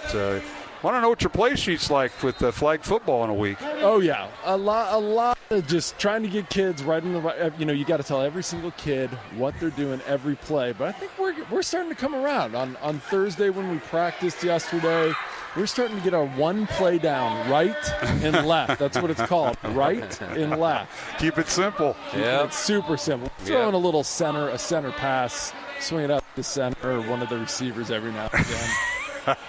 All right. Well, what's going on in Dowling sideline? We asked you about Catholic Football League. It is Catholic Football night, but our last report is Nahas in there at quarterback. And Middleton's still in there. He returns to the game. He and Shelton have traded off at tailback. But what's going on in the Dowling sideline? Anything you picked up? Yeah, I'm just loving the trust that the coaches have in every single one of the players that they're putting out there. Nahas comes in completely cold, warming up here on the sidelines, but comes in and we're just throwing slants right behind the linebackers on the first play, and then he comes in and picks up that big 3rd down. All right, 3rd and 6, and Nahas's pass is caught. That's Jack Barrett with the catch, and they're going to spot him down out of bounds right at the 24-yard line. Good enough for a first down. And that's a good read by Nahas and Barrett right there, because they saw the defender was playing soft, so he broke it off, came back, and Nahas laid it right on him, and on the catch, Barrett touched his knee on the ground, and so it's down. 9-yard catch, and now here's Nahas, completes the pass to Middleton out of the backfield. I think Ian lined up as a receiver, one of the 3 to the left, and he's got the first down.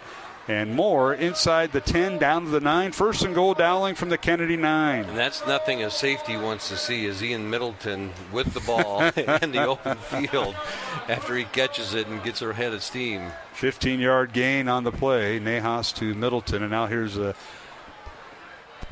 inside handoff to Wilson. And Trey turns upfield and is finally hit and dropped. And he's slow to get up. We don't like seeing that. and he'll spot him down at about the 8-yard line, gain of 1. A lot of running for a gain of 1, but that's what it was for Wilson. 50 seconds remaining here in the third quarter. Dowling up 24-6. Mark Amadale, Matt Maindring here in the press box on a beautiful night, 78 degrees at game time. Mayhaus back to throw, and he's going to be sacked back at the 15-yard line as Joey Nahas, the Dowling quarterback in relief of starter Parker DePhillips, goes down. Matt? Yeah, Alex Myers with a nice play. He came off untouched off the right side, and Nahas didn't have any chance there. Myers had him down and for the sack, so it creates 3rd and long here. You got 3rd and goal. This is a big play. Loss of 7 on the sack. Nahas with 3 receivers right, 1 to the left. I wonder if his twin brother Joey's out there. I gotta look here. Let's see. You calling a Nahas to Nahas? Joey, yeah, it could. And they'll let the clock run out. So we've come to the end of the third quarter here at Valley Stadium. Opening night of high school football. Top 5 matchup. 4th-ranked Dowling leading 5th-ranked Kennedy 24-6. We'll go to the fourth quarter in 1 minute on Iowa Catholic Radio and CISN. It started like it does for many people, question my faith and question authority. And I feel that the reason why I left was the draw of the world. The world was pulling me away. Some people would say, Satan was working on me. He did not want me in church. He wanted me to be desperate. He wanted me to have the thoughts of suicide. I started to realize that a lot of the things that I had experienced in my life were a result of my rebellion against God and against authority. Coming back to the church is the first step in healing from all of the hurts of the world. I went from being desperate and in despair to finding hope and encouragement for the future. I'm on God's team. I know who I belong to, and I know where I'm going, and there's nothing that can separate me from God's love. Take another look at the Catholic Church. Visit CatholicsComeHome.org today.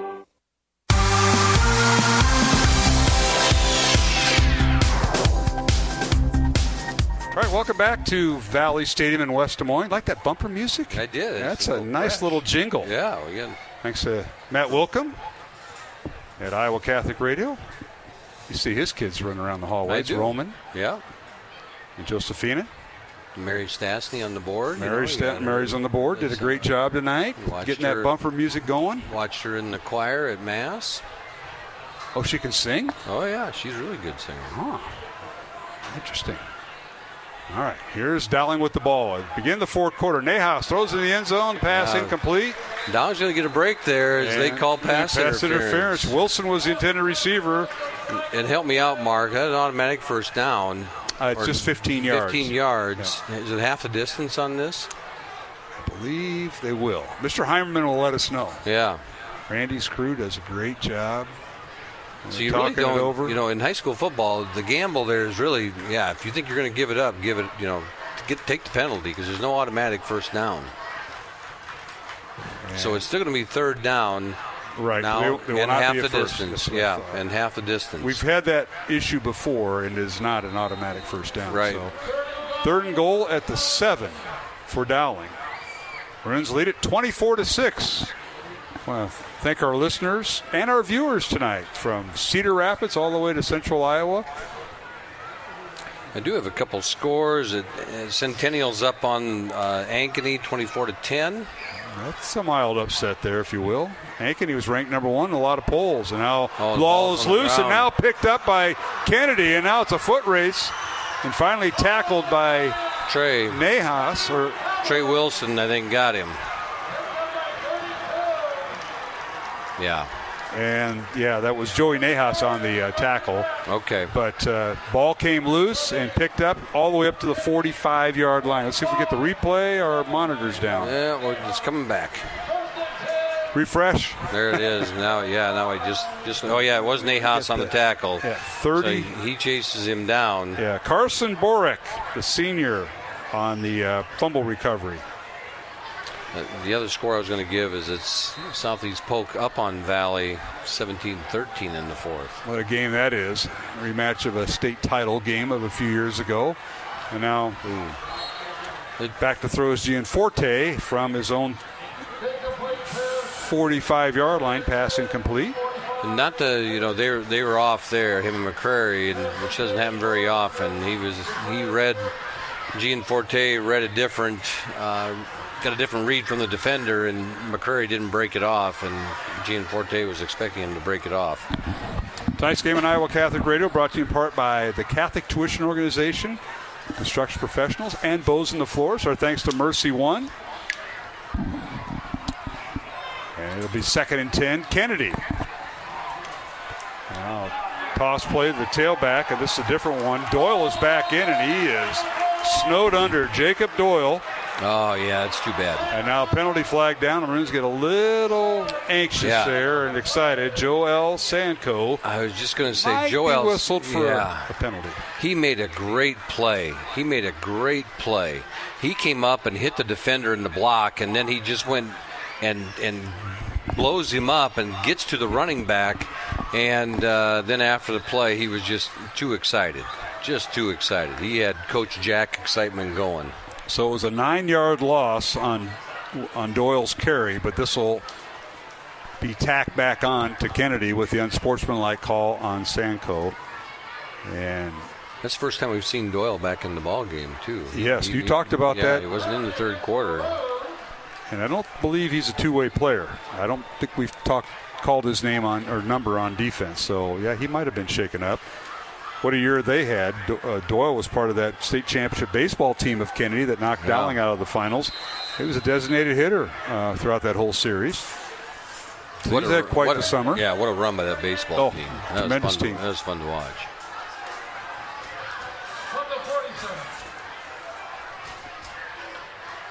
All right, back to throw is Gianforte. Has time. Over the middle it goes. That pass caught. And the ball down by Josiah Smith, caught around the 41-yard line of Dowling. Nice play by Joe Smertla coming up there, and right there, Gianforte had all the time in the world, and you're going to give a quarterback like that offensive line gave him a lot of time, and he sat back there and finally found Josiah running across the middle, and Smertla comes up with a tackle, but first down. Yep, first down for Kennedy in Dowling territory at the 41-yard line.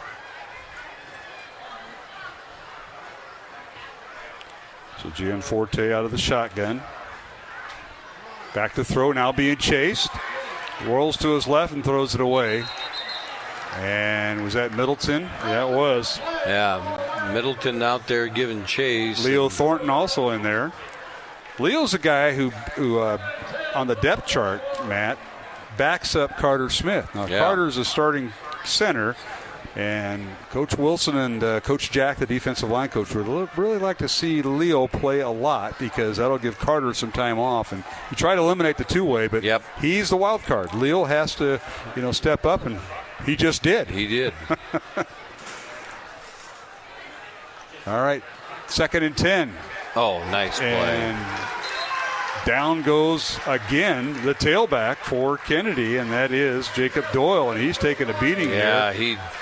That was a screenplay that Dylan Manning read right from his linebacker position, and he was a bullet coming to Doyle in the football. And you see the play on the instant replay here. It's a little toss over the top, and Manning's right there to catch him.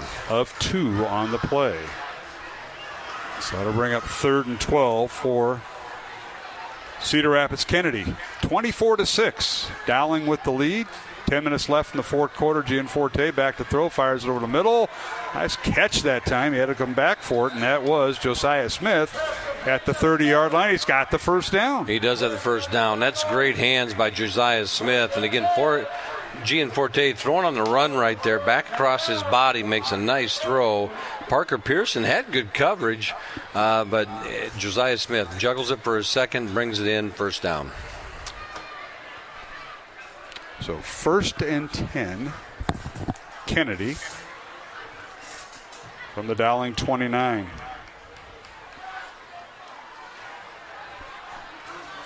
Now they give it to Doyle again, breaks a tackle, tries to run outside, and he's taken down. They try to go to the far sideline, did Doyle, but I'll tell you what, I like Dowling's speed in that secondary, and they pursued him well. Is that a flag down or just a towel? No, that's a flag. Okay. They called illegal procedure.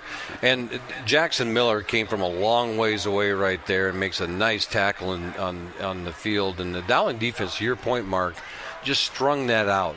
They strung it out and made them run to the edge, and great play. We'll have our post-game show, Mr. Taylor Bennett.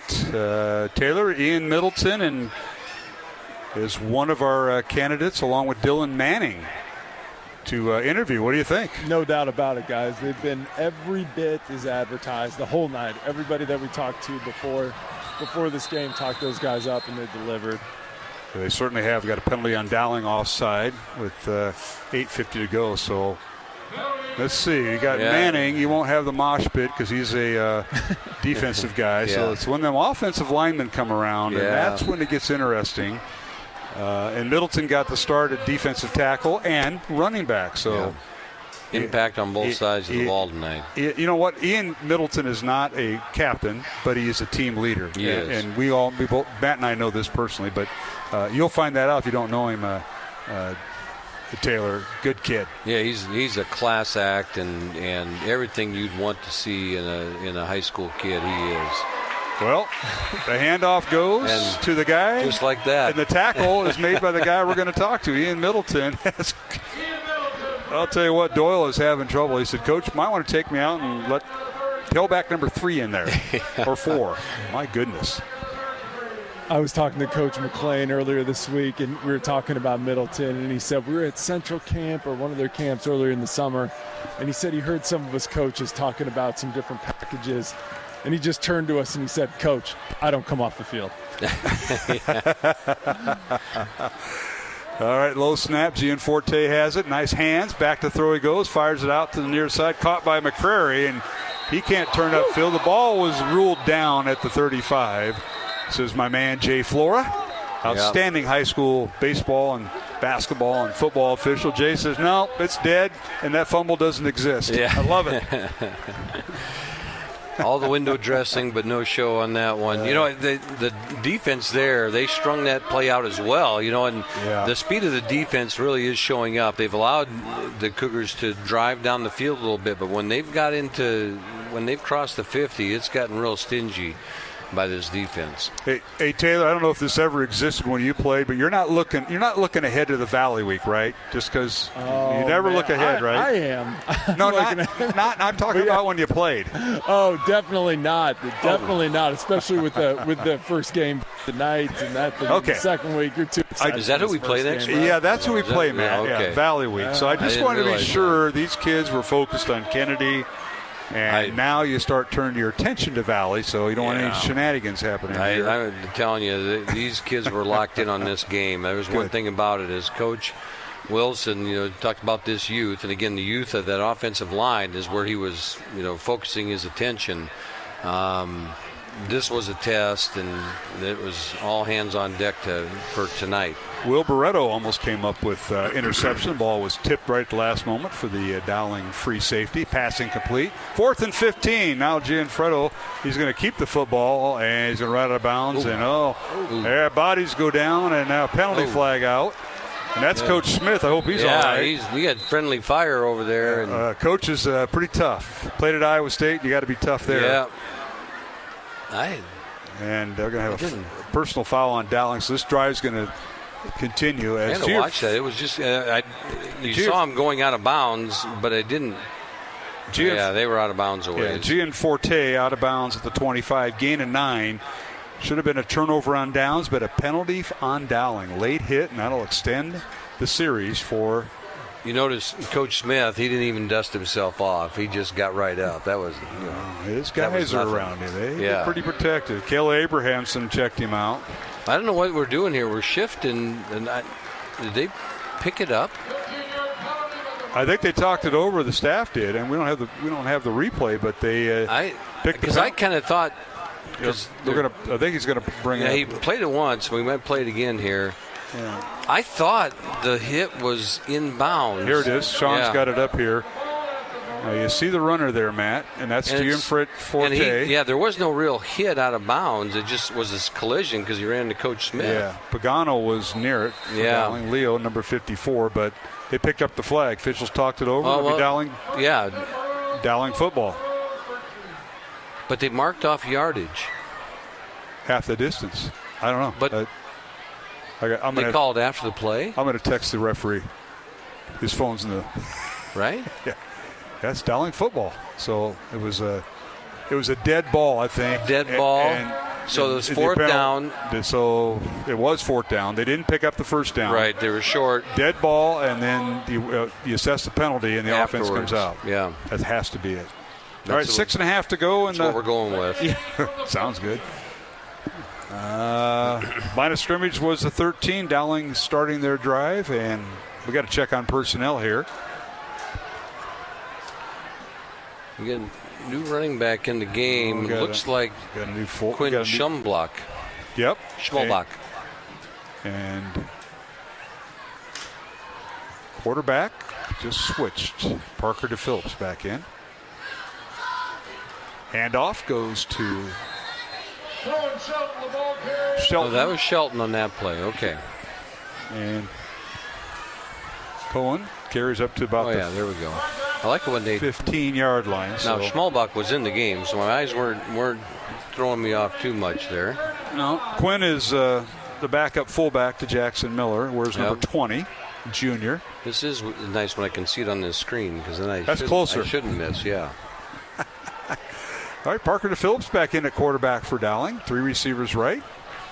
5:25 to go, fourth quarter. Dowling 24-6 over Cedar Rapids Kennedy. DePhillips now in the pocket.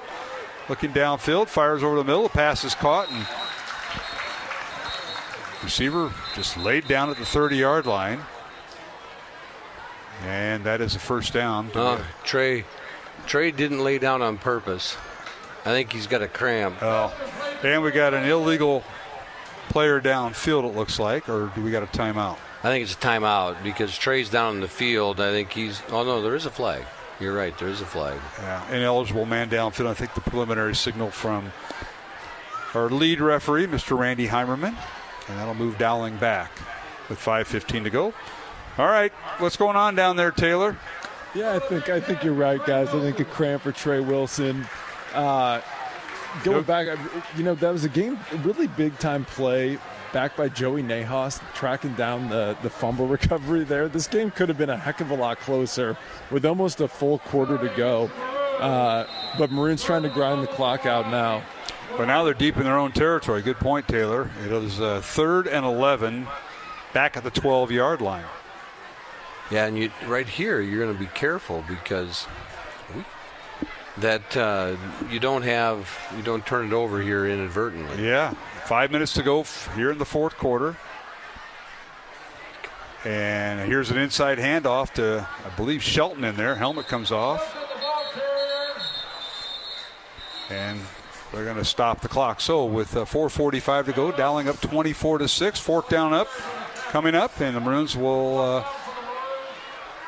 potentially punt it away. But we've got a timeout on the field, I believe. So we'll take a 1-minute break and return. Dowling 24, Cedar Rapids Kennedy 6, the opening night of high school football on Iowa Catholic Radio.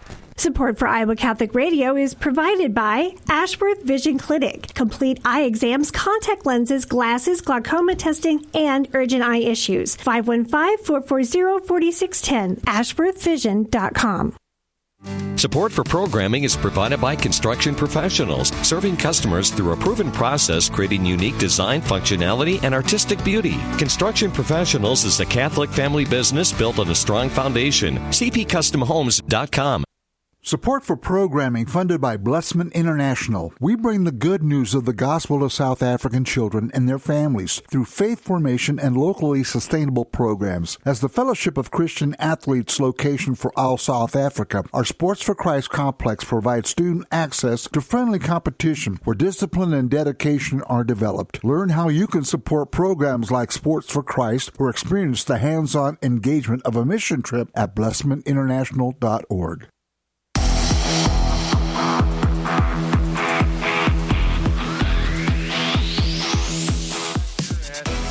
Stadium in West Des Moines alongside Matt Maindry, Mark Hamadale. Here's the punt by Dowling.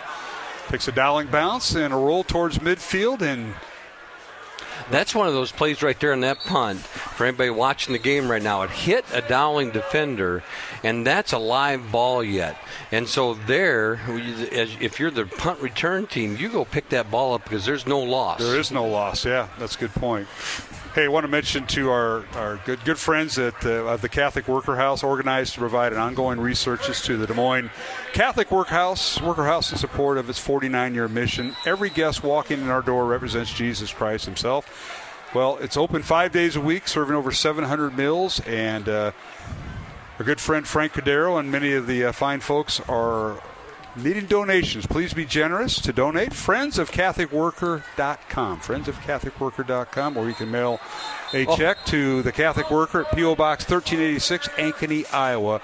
A monthly donation to the Friends of Catholic Worker will help keep this tradition of hospitality going in the years to come. Thank you, Father Cordero. We're going to have them on here in the coming weeks on Iowa Catholic Radio and CISN as we'll have them on at halftime. All right, Matt, what happened on the field? Ian Milton makes a tackle there, and I think he strip tackled him, and they didn't give it to him, but I mean, he makes a tackle on the play, loss of 1. Kennedy on the Dowling 42-yard line, 3:50 to go. Gianforte back to throw. He's went the distance tonight. Pass is complete near side to Pierce McCrary, and he's out of bounds inside the 34-yard line. Yeah, nice play there for the Cougars. Get a little break there, but he broke it off. Got some yardage after the catch, and nice pursuit by the Maroons on that play.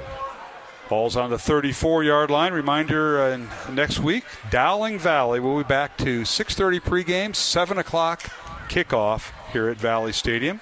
So we look forward to that contest. Cedar Rapids Kennedy will also be in action as Gianforte back to throw for the Cougars. Fires the ball out, and the pass is incomplete. Knocked away at the last moment as McCreary was the intended receiver. Parker Pearson comes up and makes a nice play defensively, gets his hands in there and breaks it up over the middle. Makes it 4th and 3 now for the Cougars. Cougars will go for it. 3:41 to go here in the fourth quarter. Don't forget, we'll have our post-game show. We'll have interviews on the field with Taylor Bennett with the microphone. Keep hearing an echo, Matt. I do too. Don't know who that is. We'll make it work. Back to throws Gianforte. The Kennedy quarterback fires it out. Strong arm pass incomplete. Penalty flag down. Yeah. And the Maroons are going to be flagged for the penalty. And that'll be on Joel Sanko. Joel Sanko there a little bit early. The ball lofted up in the corner as he throws it up for, I believe it was McCurry down the sideline, and Sanko got there first. So that'll be 15-yard penalty. Would bring up 4th and 3, but now it's going to be an automatic first down with the penalty.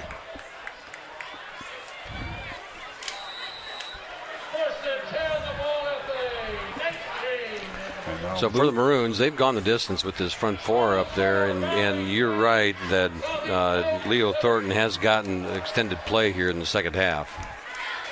Ball spot at the Dowling 19. First down again due to the penalty on Kennedy. And now Gianforte spins around, fires it out, and it's caught by Jackson Popelka. We haven't heard from him tonight. He's one of the leading receivers last year that returns. That's his first catch of the night, Popelka. Pretty quiet there, it has been. And the nice play by the Maroons, stop it up here, and so now it's 2nd and 6. 3 receivers to the left for Kennedy, 1 to the right. Low snap, and now a quarterback draw by Gianforte, and he stays between the tackles, takes it to the 10-yard line. And they've run that play a few times and have gotten about 4 or 5 yards on it every time, and he has the lead blocker in front of him as he dives up the middle, and here they are in the red zone, 3rd and 1. Kennedy will take on Pleasant Valley next Friday night at Kingston Stadium in Cedar Rapids. That'll be game 2 for them. Remember last year, the Cougars started out 0-2 and then won 5 in a row before losing 2 of their last 3, including to Cedar Falls in the playoffs. And now carried in the end zone, touchdown. McCrary breaks a couple tackles and gets in the end zone on that quick out over there and sets up the touchdown for the Cougars. That is his second touchdown of the night.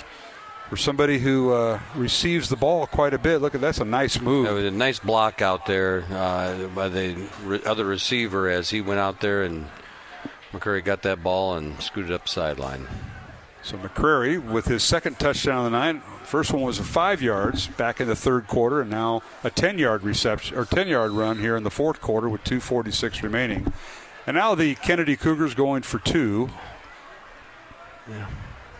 And they'll send McCrary to the right and 1 to the left. And here's a snap. And, Gianforte hit and dropped. And that is Dylan Manning with the sack, and the 2-point conversion is no good. So our score, Dowling 24, Kennedy 12, and 2:46 to go fourth quarter. We'll take a 1-minute break on Iowa Catholic Radio and CISN. Did you know you have a choice in your child's education?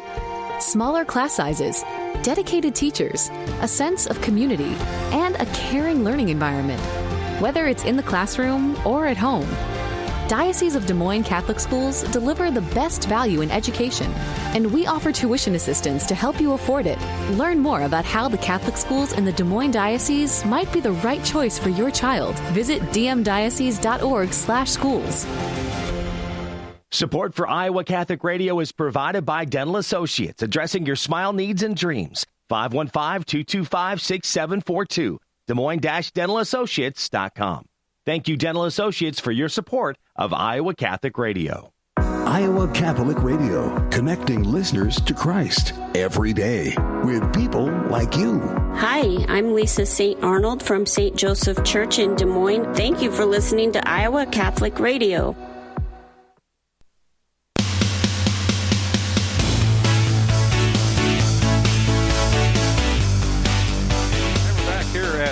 Valley Stadium in West Des Moines. Mark Hamadale alongside Matt Maindring, and on the kickoff, ball was deflected, and Dowling falls on it at the Kennedy 47-yard line, and that would be number 10, Joe Smerdla. Smerdla covers it up. The hands team in there, the onside kick, and Dowling does a good job of covering it. It didn't go enough yards for it to be illegal to get the recovery on it, but Smerdla does a good job and covers it up, and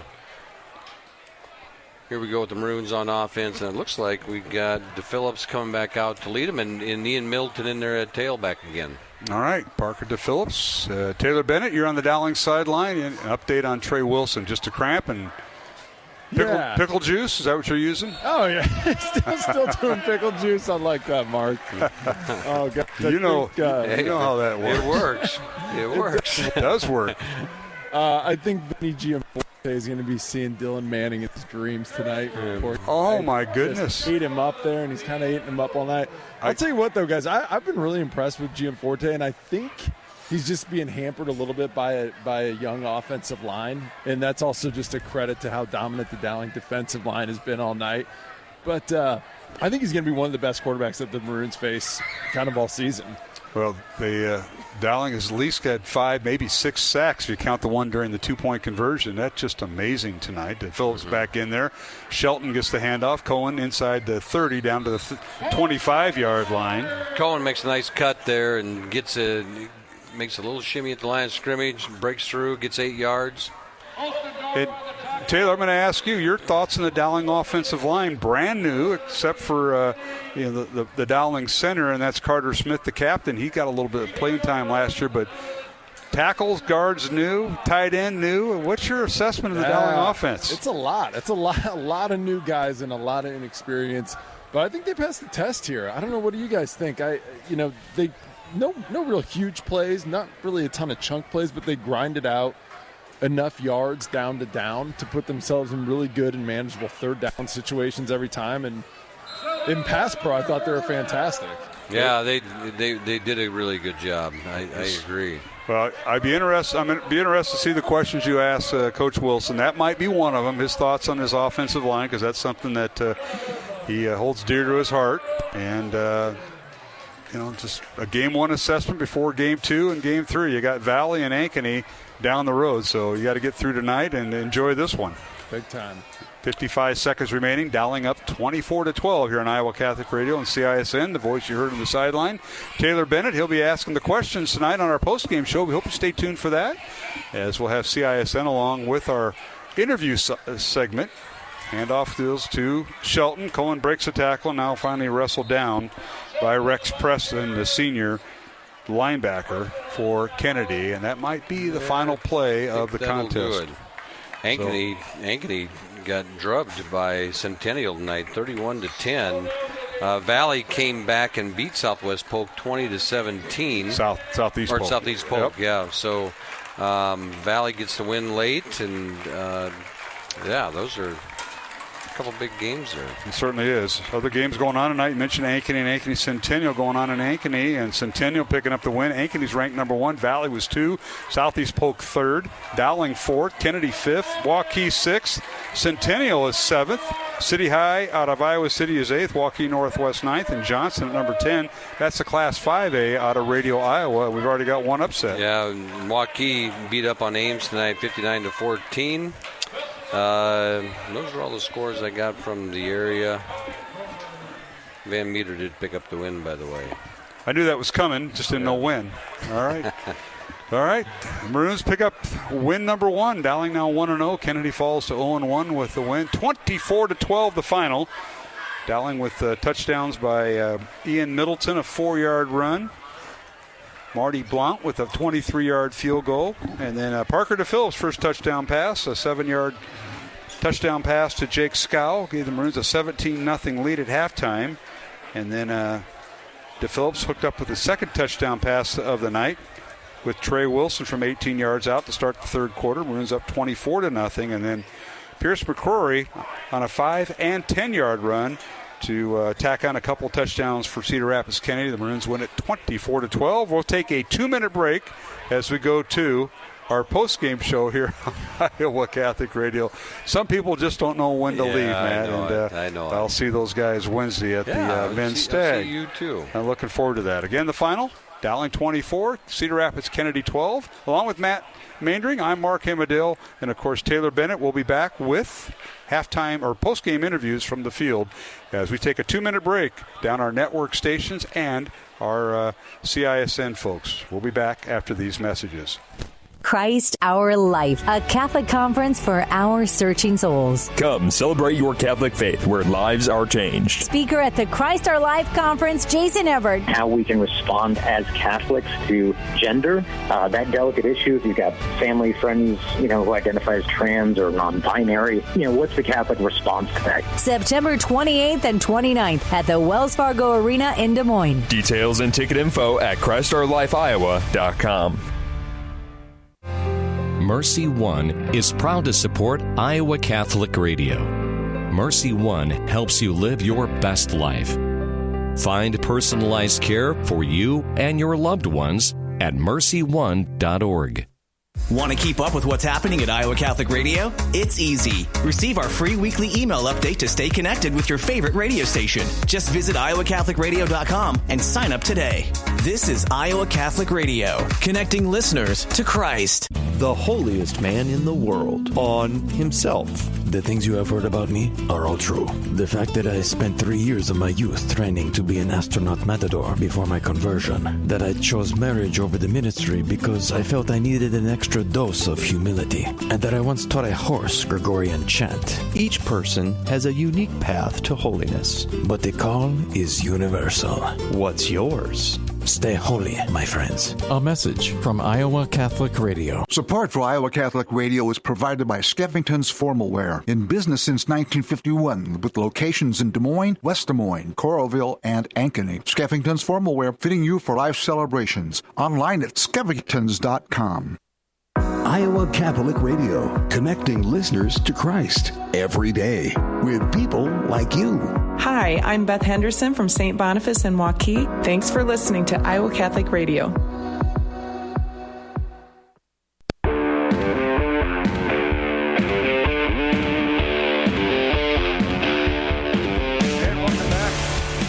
Valley Stadium in West Des Moines, alongside Matt Maindring, Mark Amadale, our post-game show here on Iowa Catholic Radio and CISN, following Dowling's win over Cedar Rapids Kennedy by the score of 24-12 in a top 5 matchup. 4th-ranked Dowling, 5th-ranked Kennedy. And let's pass along some scores. Matt had that earlier. Ankeny Centennial upset number 1 Ankeny 31-10. Southeast Polk and Valley in a great game, back and forth. Valley wins it 20-17 over Southeast Polk. Waukee defeated Ames. Waukee ranked 6th, defeated Ames 59-14. And we're working on and efforting the Johnston-Waukee Northwest game. That's another top 10 team. Johnston ranked 10th. So, all right, the teams have met and with the respective coaches, and now they're breaking up, and we're going to catch up with Taylor Bennett here in a moment on our post-game show. Mark Amadale alongside Matt Maindring and Taylor Bennett on the sidelines. Our thanks to Skevington's Formal Wear, Mercy One, Fast Signs, and the Catholic Tuition Organization. Taylor Bennett, how are we doing down there? You've got one of our players of the game, and that is Ian Middleton, I believe. Taylor, take it away. Absolute gamer. I got Ian Middleton here all over the place from play one to the end of the game. That was something else. Tell me where you get the energy. Like you're infectious. On the sidelines, you come off and everybody's pumped up. Like, tell me what you did this offseason to level up. I mean, the energy's contagious. I mean, my guys pumped me up in the locker room and pregame, and the energy's just contagious throughout the whole running back room and throughout the whole team. So I love my guys, and I love playing for this team. Look at this, cool, calm, and collective. All these guys are over here messing around. Hey, I've been at practice the last couple weeks, and I can't stop staring at your thighs. I got to know, what do you squat? A little bit over 415. 415? Come on. That's something else. All right, man. Well, thanks a lot for having a heck of a game tonight. That was fun to watch, and good luck going into Valley. Any thoughts going into next week? I mean, they're a great ball program. I mean, they have great athletes every side of the ball. I mean, everybody on this team's played youth football with them, so we're all friends, and we all hang out outside of the football field. So it's a great contest, and there's a great coaching staff over there with the Tigers, and I'm excited to get it going. There's going to be a great crowd, and I can't wait for the energy of that game. Ian, I got one question for you from up in the booth. And what's it like going both ways there, big guy? I mean, I love it. I mean, I love not coming off the field, and I love competing with my guys on both sides of the field. So there's not one side I love more, but I think our linebackers pump me up, and I think Parker DePhillips does a great job of getting us poised, and our O-line has just come together so well. So, I mean, I love those guys so much, and how much we've grown, it's incredible. So it's awesome. All right, great game, young man. Thank you. Thanks, Ian. Appreciate joining us, and keep up the good work. Stay healthy. Thank you. All right, we'll let Taylor Bennett work on player number 2, and we think it'll be one of the captains, Dylan Manning, if he is still around. Yeah, Dylan's right there. What a night he had. I think the quarterback for Kennedy, Vinny Gianforte, might have number 98 in his nightmares tonight. Boy, he was all around the ball. Taylor Bennett, take it away with the Dowling captain. Guys are relentless around here. We got Dylan Manning. Unbelievable game tonight, my man. We don't even know how many sacks you had. Did you count how many sacks you had? I hope it was 3. It was at least 3. That last one was counting. pretty nasty, too. What's that like coming around the edge right there when you come unblocked, shed your block, and the quarterback turns, and you're right there?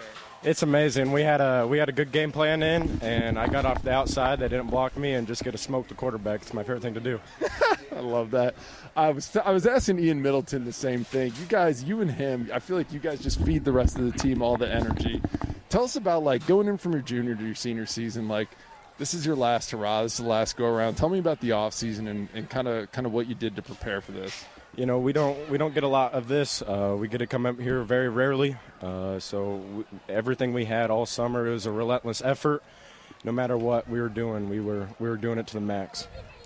Excellent. Anything from you guys up there? Yeah, one question, Dylan. I think that, the play that impressed me the most was you saving the touchdown, and that's at a key point in the ball game because it's a close ball game.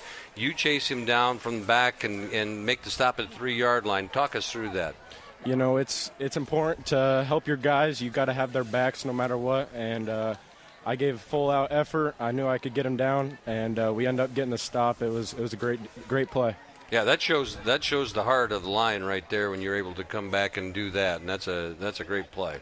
I'll take that over the sacks.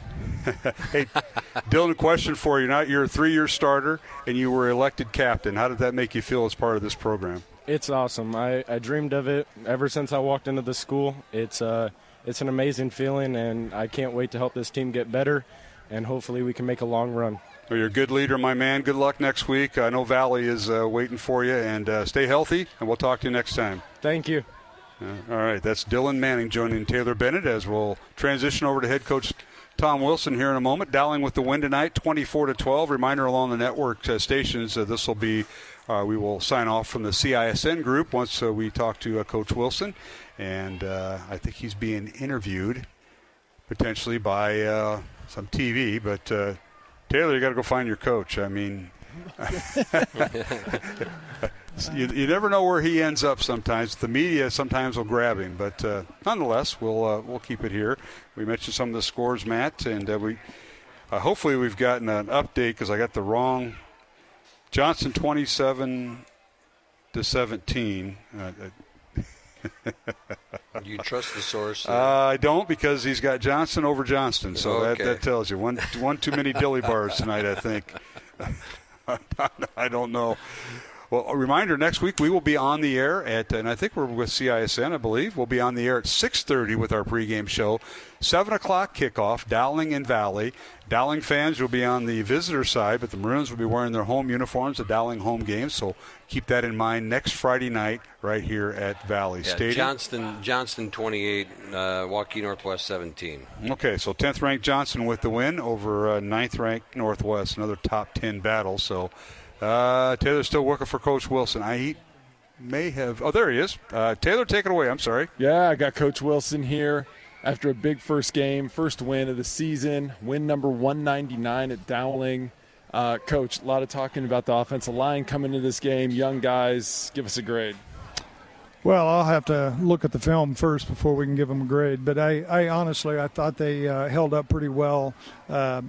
Kennedy started moving their front around, giving us some different looks, just different shades and things like that. And the thing about these younger guys is, honestly, they're very smart and they pick up things very quickly, and they're very coachable, and they were able to make the adjustments. And I thought we got sloppy a little bit in the second half offensively. And gave them the ball a little bit too much. But at the end of the day, we're going to take this first win and really proud of our crew and try to get better from here. I just thought I could see so much trust that you guys have in the players, and it was like you're not holding anything back in the offense or on the defense. The guys are young, but like you said, super coachable too. I just thought the poise was there the whole game, especially from Parker to Phillips. What'd you like from him?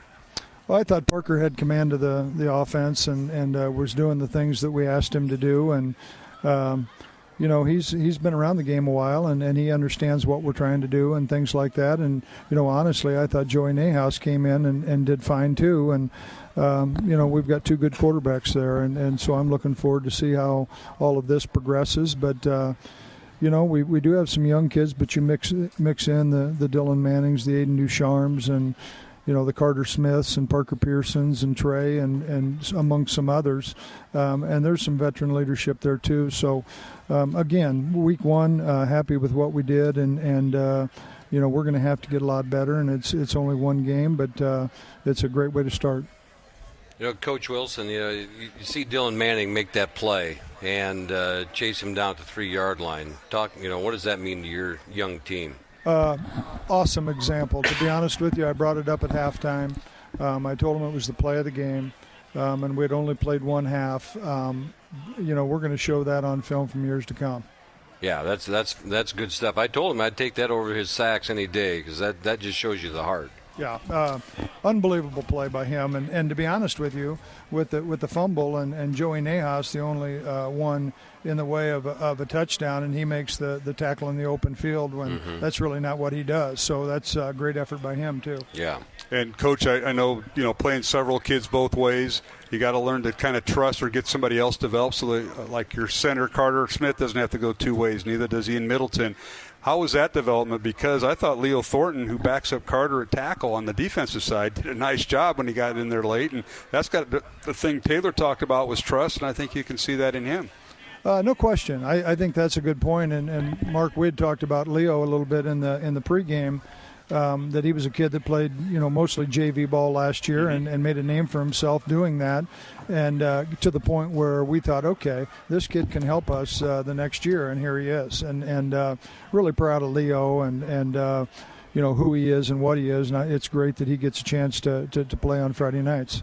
Well, Coach, thanks for joining us, and appreciate it as all season long. And please apologize to Taylor Bennett. I mean, he's looking all over for you earlier, just like practice back in the day. Well, I wasn't going to ignore my mother. She had come to the ball game, so I had to make sure I talked to my mother. Got it, Coach. Good choice. Good man. Thank you, Coach Wilson, with Taylor Bennett down there. And that'll wrap up our CISN broadcast tonight. Our thanks to all the folks behind the scenes, Pete Tarpey, Justin Wolber, and, of course, Sean Iglesias, our studio producer here, Jennifer Phelps, Kobe Gaines, all the folks at CISN. So we're going to sign off there. Final score tonight, Dowling 24, Kennedy 12. Number 4 Dowling defeats number 5 Cedar Rapids Kennedy. And for your folks along the way on CISN, we'll talk to you next week. Mark Hemedale, Matt Maindring, Taylor Bennett saying goodnight and so long here on CISN. And we will continue on Iowa Catholic Radio. Matt, we'll wait for Taylor to make his way up here, and we'll have final thoughts after tonight's game. The Maroons win it 24-12, and Dowling led 17-0 at halftime and hung on for a 24-12 win. Our thanks to Ian Middleton and Dylan Manning, our post-game guests, and we'll return after these messages on the Iowa Catholic Radio Network. Support for programming funded by Blessman International. We bring the good news of the gospel to South African children and their families through faith formation and locally sustainable programs. As the Fellowship of Christian Athletes location for all South Africa, our Sports for Christ complex provides student access to friendly competition where discipline and dedication are developed. Learn how you can support programs like Sports for Christ or experience the hands-on engagement of a mission trip at blessmaninternational.org.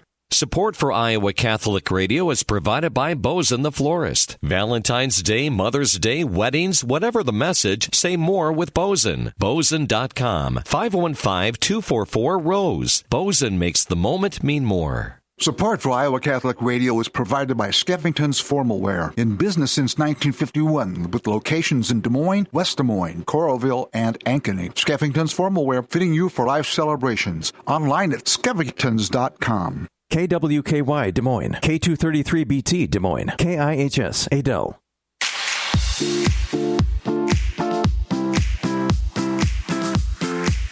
And welcome back to Valley Stadium for the final time tonight. Dowling Catholic with the win in week 1 of the high school football season, Class 5A. Dowling 24, Cedar Rapids Kennedy 12. Mark Hemedale, Matt Maindring here in the press box. Taylor Bennett, I think, make his way up here. He's talking with his former coach, Coach Tom Wilson. Taylor, one of his early quarterbacks back when Coach Wilson took over 20 years ago, so about 18 years ago. Taylor was the quarterback at Dowling, but we thank him for being on the sidelines. And Matt, what a week it was. The first week of school has ended today at Dowling. Yeah. And a lot of people happy. I'm sure it has. But you go one day last Friday, and then they have the weekend off. I've been kidding with my daughter about this. And then you go Monday, and we're going to shut school down at 10:30 because everybody's slipping and sliding on the humidity because the air conditioning went down. So what a week you've had, Matt. It was. You go into school on Monday morning, and you're getting ready for a big week, and going, it's a little sticky in here, and then you start to get the realization that we have a unit down. And I give those guys credit from Excel. They came in, and you got a crane in and repaired everything, and by 4 o'clock the unit was up and running. But it was a kind of a dangerous situation in the building because of the trazzo floor. The moisture coming off of in the building, the condensation with all those bodies, it made everything really slick. And anyway, it's better to have a day off when it's warm maybe than when it's snowing outside. I don't know.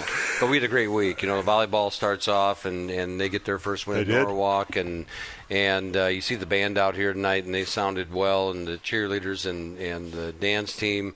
It's just fun to crank the engine up. The volleyball's going to a big tournament tomorrow, and I think cross country, they run tomorrow as well. No, they're off yet until next week. So. Holiday weekend. Yeah. Right. Yeah.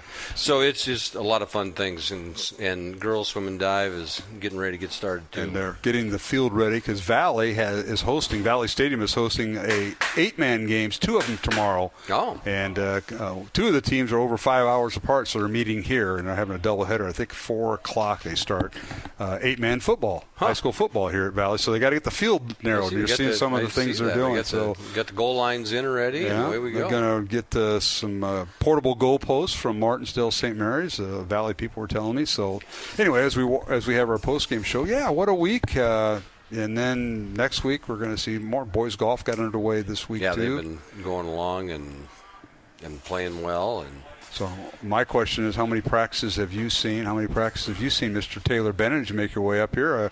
I'm just asking because I saw the scrimmage and that was it. Yeah, I went to the scrimmage and then I went to 3 other practices. I had my kids at a couple of them, so my paying attention wasn't 100% on those ones.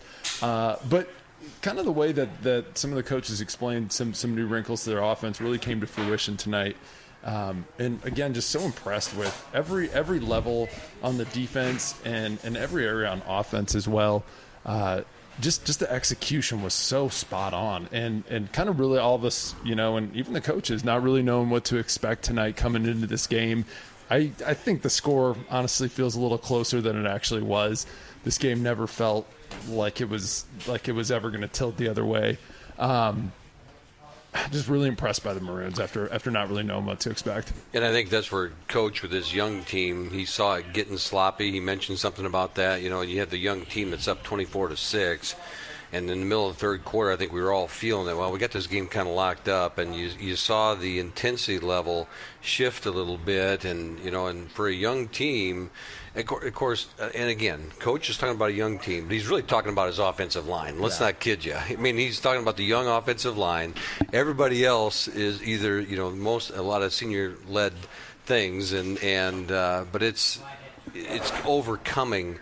You can't let up. I mean, if you get a 24-6 lead in this conference and through their schedule, you have to keep your foot on the accelerator. All right, let's take a look at some numbers. I'm trying to dissect our new way of keeping stats, so bear with me. Ian Middleton, Dowling rusher, 16 carries, 73 yards on the night, and 1 touchdown.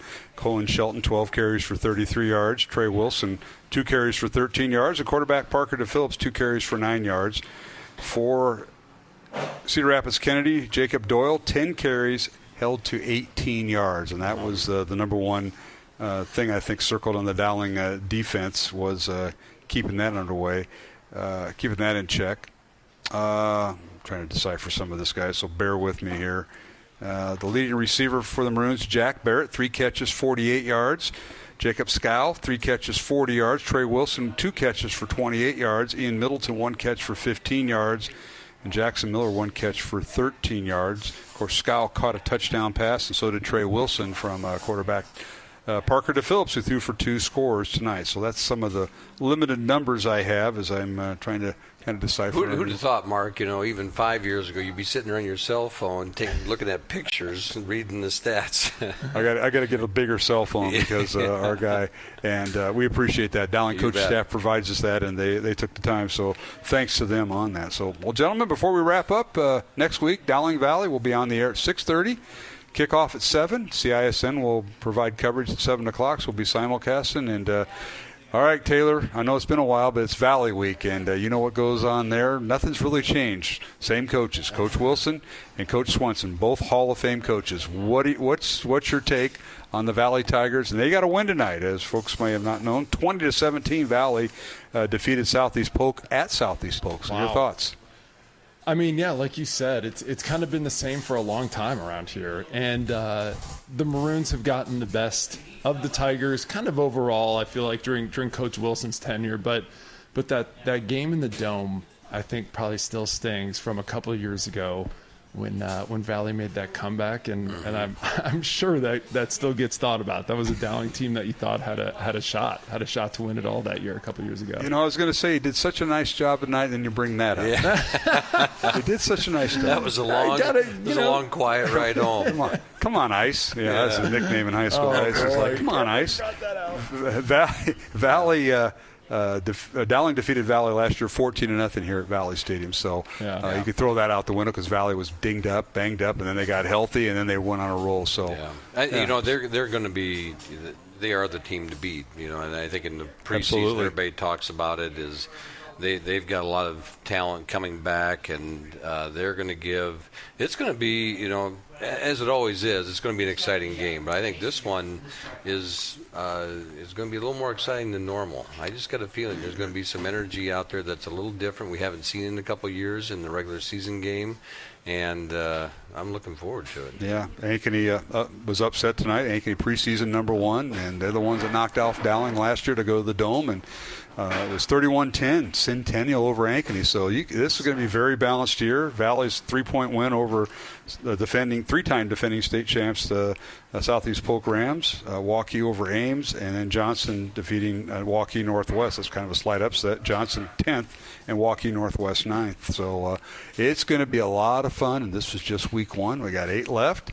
And, guys, thanks for being here. You bet. Thanks, Mark. Appreciate all you do, and good job there, Mr. Sideline guy.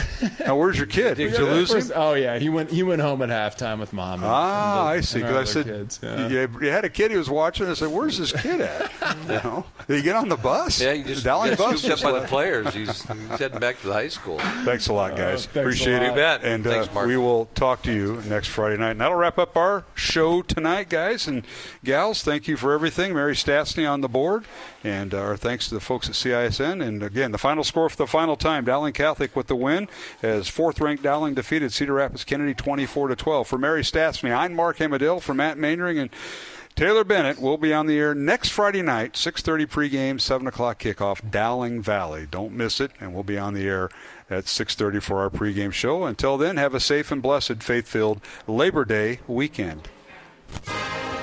Coverage of Dowling Catholic sports is underwritten by Ashworth Vision Clinic, Construction Professionals, Mercy One, Blessman International, the Catholic Tuition Organization, Fast Signs in Clive, Skeffington's Formal Wear, and Bozen the Florist.